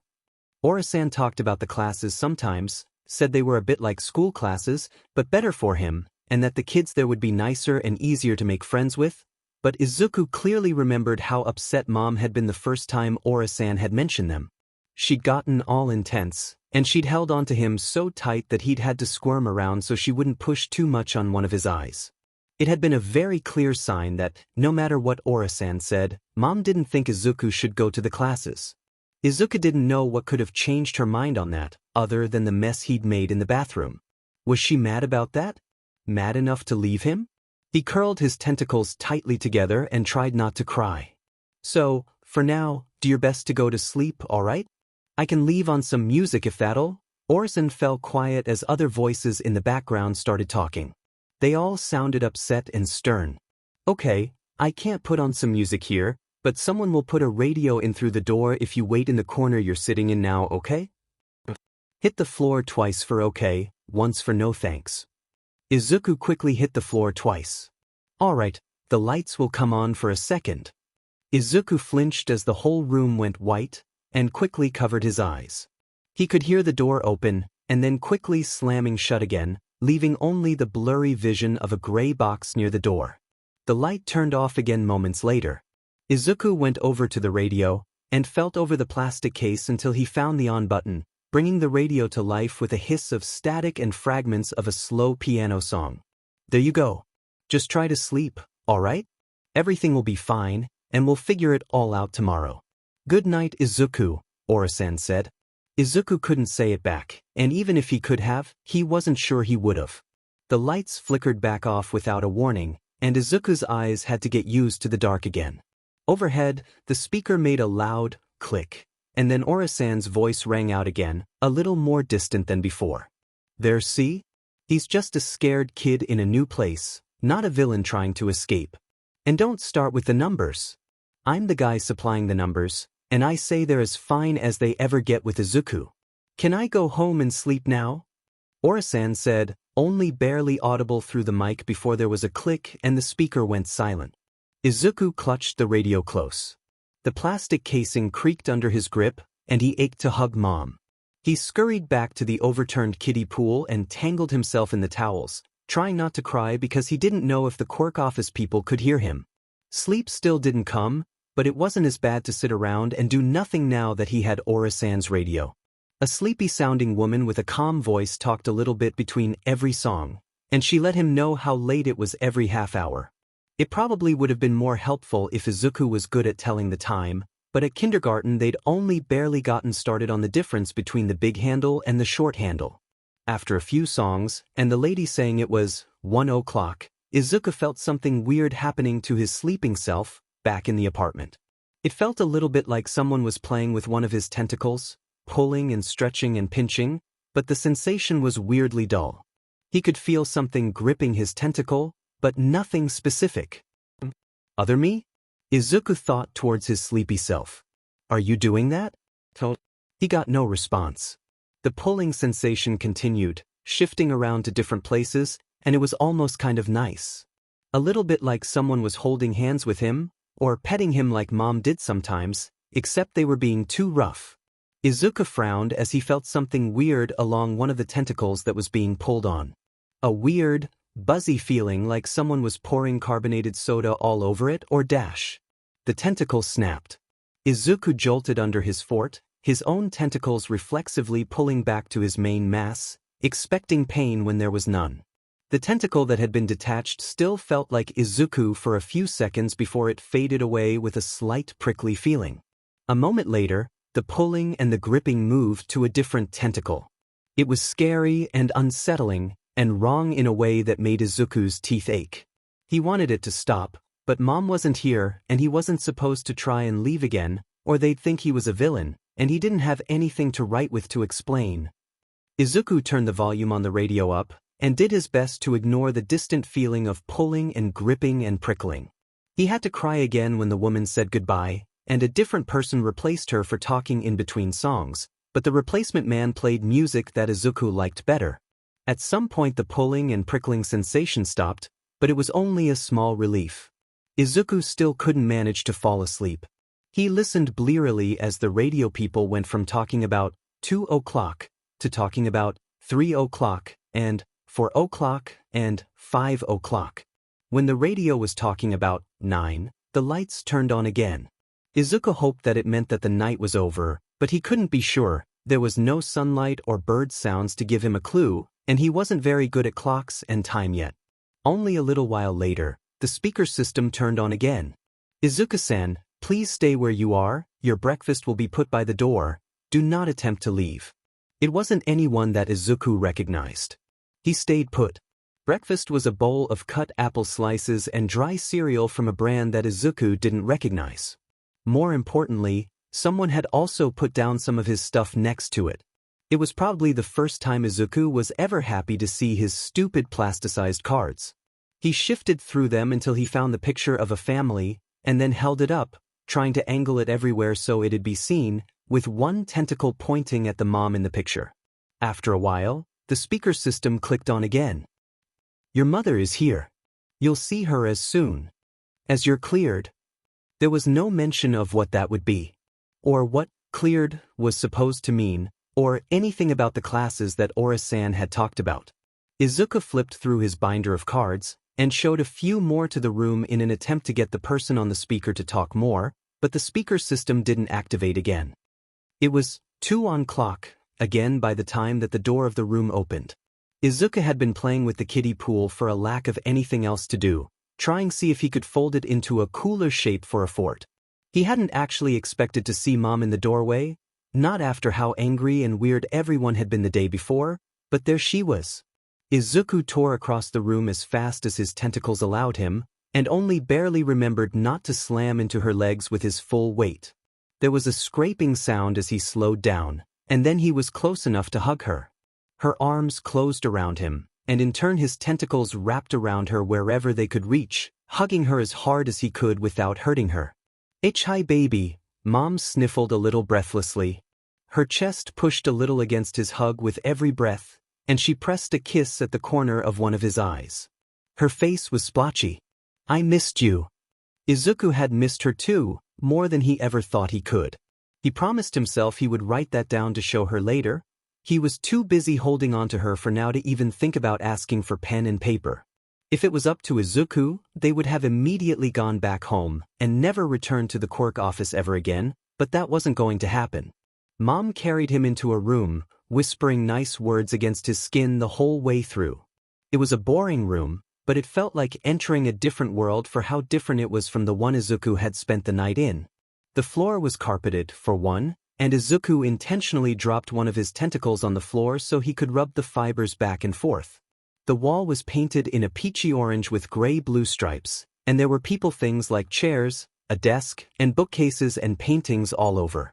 Izuku had expected some of the office worker people to come in as well, for tests or games, but they just left the room and closed the door behind them. It went shut with a heavy clank, the only thing that this new room had in common with the bad room. Izuku was torn between wanting to hold on to Mom and letting her go so he could actually ask about stuff. Holding on to Mom won out. His questions just weren't as important as having Mom back. She would fix everything just like she always did. Mom seemed to think the same, because it took a while for her to say anything other than "I love you" and "I missed you." When she did say something else, she sounded like she'd rather not be talking at all.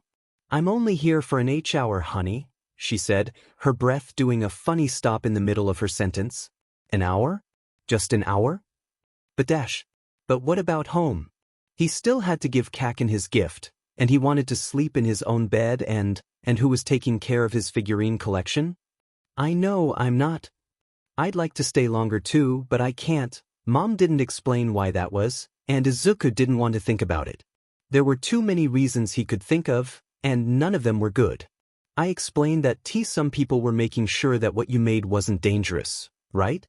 Well, they're not quite done figuring that out yet, so it'll be just a little bit longer. Izuku thought back to that distant, awful pulling sensation from the other Izuku. He didn't want to know anything about that.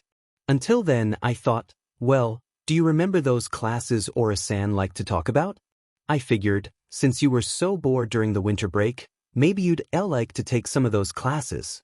So, I signed you up for some of them. There was so much wrong with all of that Izuku didn't even know where to start untangling it. Where was Mom going to go? Why was she suddenly fine with the classes that she used to think were bad? And why wasn't she taking him with her? I'll be back to see you again by dinner time, don't worry, Mom continued, but you still need to sleep over someplace else for a few more nights. I told them all about what you liked, so your new R room should be much nicer than the one you slept in last night. I'm sorry you had to sleep in that plastic pool with the towels, but they wouldn't let me, grab. Mom shook abruptly, and her hug became a little tighter. She was holding Izuku too close for him to clearly see her face, but from the corner of an eye, he could see her doing her best not to let her face crumple up. Izuku could feel his own sobs coming up in reaction, and he did his best to hold it in without much success. The usual whoa sound turned into a hum deep in his body, which wasn't actually any better at making it seem like he wasn't crying. Don't be sad, it won't be forever, I promise. Mom sounded like she didn't quite believe herself, and Izuku broke one of the rules to hold on tighter, biting down onto Mom's clothing so she couldn't leave. Mom didn't say anything about it. Let's just have a good morning, okay? Did you sleep well? Did you have a nice breakfast? Izuku stretched out a tentacle to reach the notepad and pens on the desk. He couldn't quite reach and wasn't willing to let go, so Mom walked them both closer and sat on the chair. It was hard to write. Izuku didn't have any of his books on hand to compare hiragana and katana with, and he hadn't gotten to practice at all since leaving the house the day before, so his writing was bad. At least he knew exactly what he wanted to write. He made the strokes extra big and thick, to make sure Mom could see that he meant it. Izuku, sorry. Mom read it quietly, and then kissed him on connecting end of his tentacle. There's nothing to be sorry for, honey, it was just a little accident, she said. Izuku thought she was lying. He scribbled again. He'd forgotten one of the hiragana for home, and scribbled a house shape instead. Want home? I want to go home too, sweetie, Mom said. Her tone wasn't sad, but tired, which was worse than the sadness somehow. But we can't right now. They sat together at the desk for a while in silence, just holding on to one another. Izuku still had a lot of questions, but it was more difficult than ever to write them down, and he didn't understand why that was. He wanted to know if Mom was mad at him, and if she was going to disappear forever or leave him behind, but what if she was? What if the answers were yes? He asked about kindergarten, which didn't go very well as he was forgetting a bunch of hiragana, but that helped to remind him to ask for his hiragana and katakana practice sheet. Someone from the Quirk office brought it in a few minutes later, and then had to get sent out get different one after Izuku's mucus made the freshly printed ink run together. So Izuku told her about his weird breakfast with mysterious cereal, and Mom told him about hers. She'd made too much toast for her own breakfast because she'd been cooking for him as well. I guess I'll just start bringing the extra portions here, then we can still have breakfast together in some way. Mom told him more about the classes. She talked a lot like Ora-san now, mentioning how they would be helpful, and he could meet other kids that were similar to him, and that it might even be fun. There was a class called CHIO-CM, a class called LTSDM, and another class called something something. Izuku kind of lost track of all the sounds after a while. They were all short versions of the class names, but the long versions didn't really clarify things much. Quirk Cravings Management sounded like something Izuku's dad did in America, not like a class that Izuku was supposed to sit in on. There were also classes that Izuku vaguely recognized from things on TV. Scientist classes with difficult names ending in ology, and other classes that he was supposed to start learning when he went to school, like reading, writing, math, and history. Izuku didn't know why those were on his schedule too, but he could make a guess. Mom and Ora-san didn't think he was going to go to a normal school anymore. The hour was over too quickly. He refused to let go of Mom when it was time, and it made Mom laugh. It was probably the best moment of the morning, outside of finally getting to see Mom again in the first place, but he still had to let go eventually.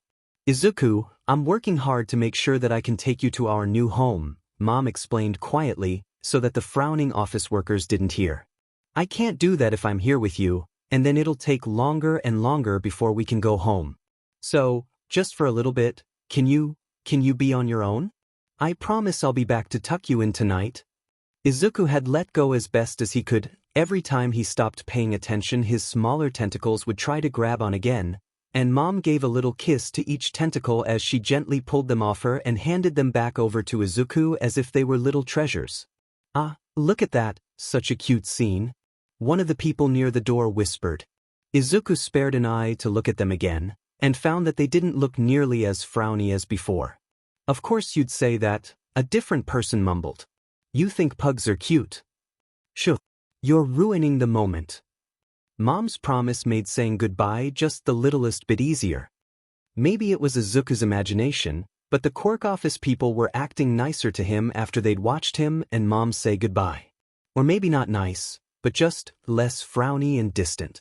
One lady handed him a handful of nice crunchy hard candies, and one of the men told Izuku that he could keep the radio. Apparently, it had been taken from one of the office's common rooms. He was halfway afraid that he'd have to go back into the blank empty room after Mom left, but instead he was left in the office until it was time to leave. It was a big improvement, if only because there was paper to draw on and just in general stuff to play with, but there were still no windows, and he knew there were still frowny people standing by the door. When it was time to leave, it had to happen in a specific way. A lot like when they all had to line up in kindergarten and make pairs of two, except Izuku was the only one without a buddy, and the other people made a circle around him. People in the hallways made room for them when they approached, pausing what they were doing to watching them pass, and on occasion, giving him a small wave. Izuku recognized some of them as the people that had brought Mom to him, so he waved back. Carefully, never too fast. They brought him to a car, a big blocky van with weirdly thick doors that made Izuku think of all the warnings from adults about kidnapping, and asked him to go inside. It had no seats, it was all white and steel on the inside, just like that room, and someone had brought his radio and plasticized cards in there as well. Izuku had to force himself to go in. It helped that there was a little window near the back, where he could see the driver's seat and the front window through the thick bars and glass. He plastered himself against it throughout the entire drive. It was a really nice day for winter. The sun was shining, and going by how few people were wearing coats, it wasn't cold at all. The shops lining the streets looked busy, and there were lines around every food stall that was open, which meant that it had to be lunchtime. It felt weird to be so separated from it. It wasn't a good kind of weird. He turned his radio on. The van stopped by a gate, and the people in the front talked to someone and handed over papers. They went through the gate, towards a large gray building, past a parking lot, and then Izuku got to come out of the van. He tried not to look too relieved to be out. He wasn't sure if the people bringing him here would react weird about happy tentacle thwops. So, this is him then. The woman that spoke wasn't big or very scary looking, but the people that had brought Izuku in snapped to attention. One of them saluted, and the other one quickly followed his example when the woman's stare began to turn into a glare. At ease, she said. Any trouble on the road? None, Yazawa sir. Good. I'll take it from here, Yazaten said, her nod so stiff that Izuku wondered if it hurt her. Her attention turned to him. Hello Midoriya-san, my name is Yazawa Maiko. I, and others wearing this insignia, will be responsible for your health and wellness while you live here. She tapped a finger on the yellow and red patch on the right side of her coat. Clinical words, delivered with a face that was blanker than Aunt Mitsuki's when she got quiet mad. Izuku fumbled with his card binder, and showed her an image of a waving hand. He would have tried to show a smile picture too, but he didn't know where it was in the binder, and people got annoyed when he took too long, and thinking about it, he could have just waved with his tentacle, couldn't he? Follow, Yazawa-sen said, and she marched off without waiting for Izuku, continuing to talk as she went. Izuku nearly dropped his radio when he followed.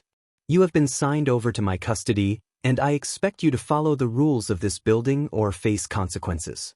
I was told by your previous handler that you are an obedient child, so I hope I do not have to explain what those consequences will be in order for you to listen. Izuku cringed at her tone. He struggled to parse through what she'd said, long sentences, complicated words. But before he could figure out whether to bob a yes or shake a no, she was already talking again. You were deemed non-infectious this morning, but for the sake of safety your room has been outfitted with several precautions. You are not to damage, touch, or interact with these features unless given XPLCT permission. They have been marked with green fluorescent tape, Yazawa-san continued. Her heels made sharp clacks against the floor with every step. Your schedule has been processed, and a plasticized copy will be on your bed for you to peruse. The same goes for a list of the rules. I expect you to read and memorize them. You will be quizzed. She used a weird tone at the word bed. Izuku thought back to the kiddie pool and tried not to knot his tentacles together. He wouldn't be sleeping in that again. Mom had promised. Hold on. Read and memorize? But he didn't know how to read yet. Quirk. He started. No interrupting. Yazawa-san barked, loud enough that Izuku flinched, before continuing down the hall. Every so often, they passed people with the same badges, each of whom immediately stood straight up and stared ahead with a serious expression. You will have the rest of this day to acclimatize to your surroundings. Breakfast, lunch, and dinner will be brought to your room until further notice, and your classes will start tomorrow. You have permission to leave your room and explore the ground floor. Do not go outside, do not enter the rooms of other inhabitants, and do not enter any other floor. Yazawa-san stopped and turned around so fast that Izuku would have bumped into her legs if he hadn't managed to halt himself in time. Here is your room.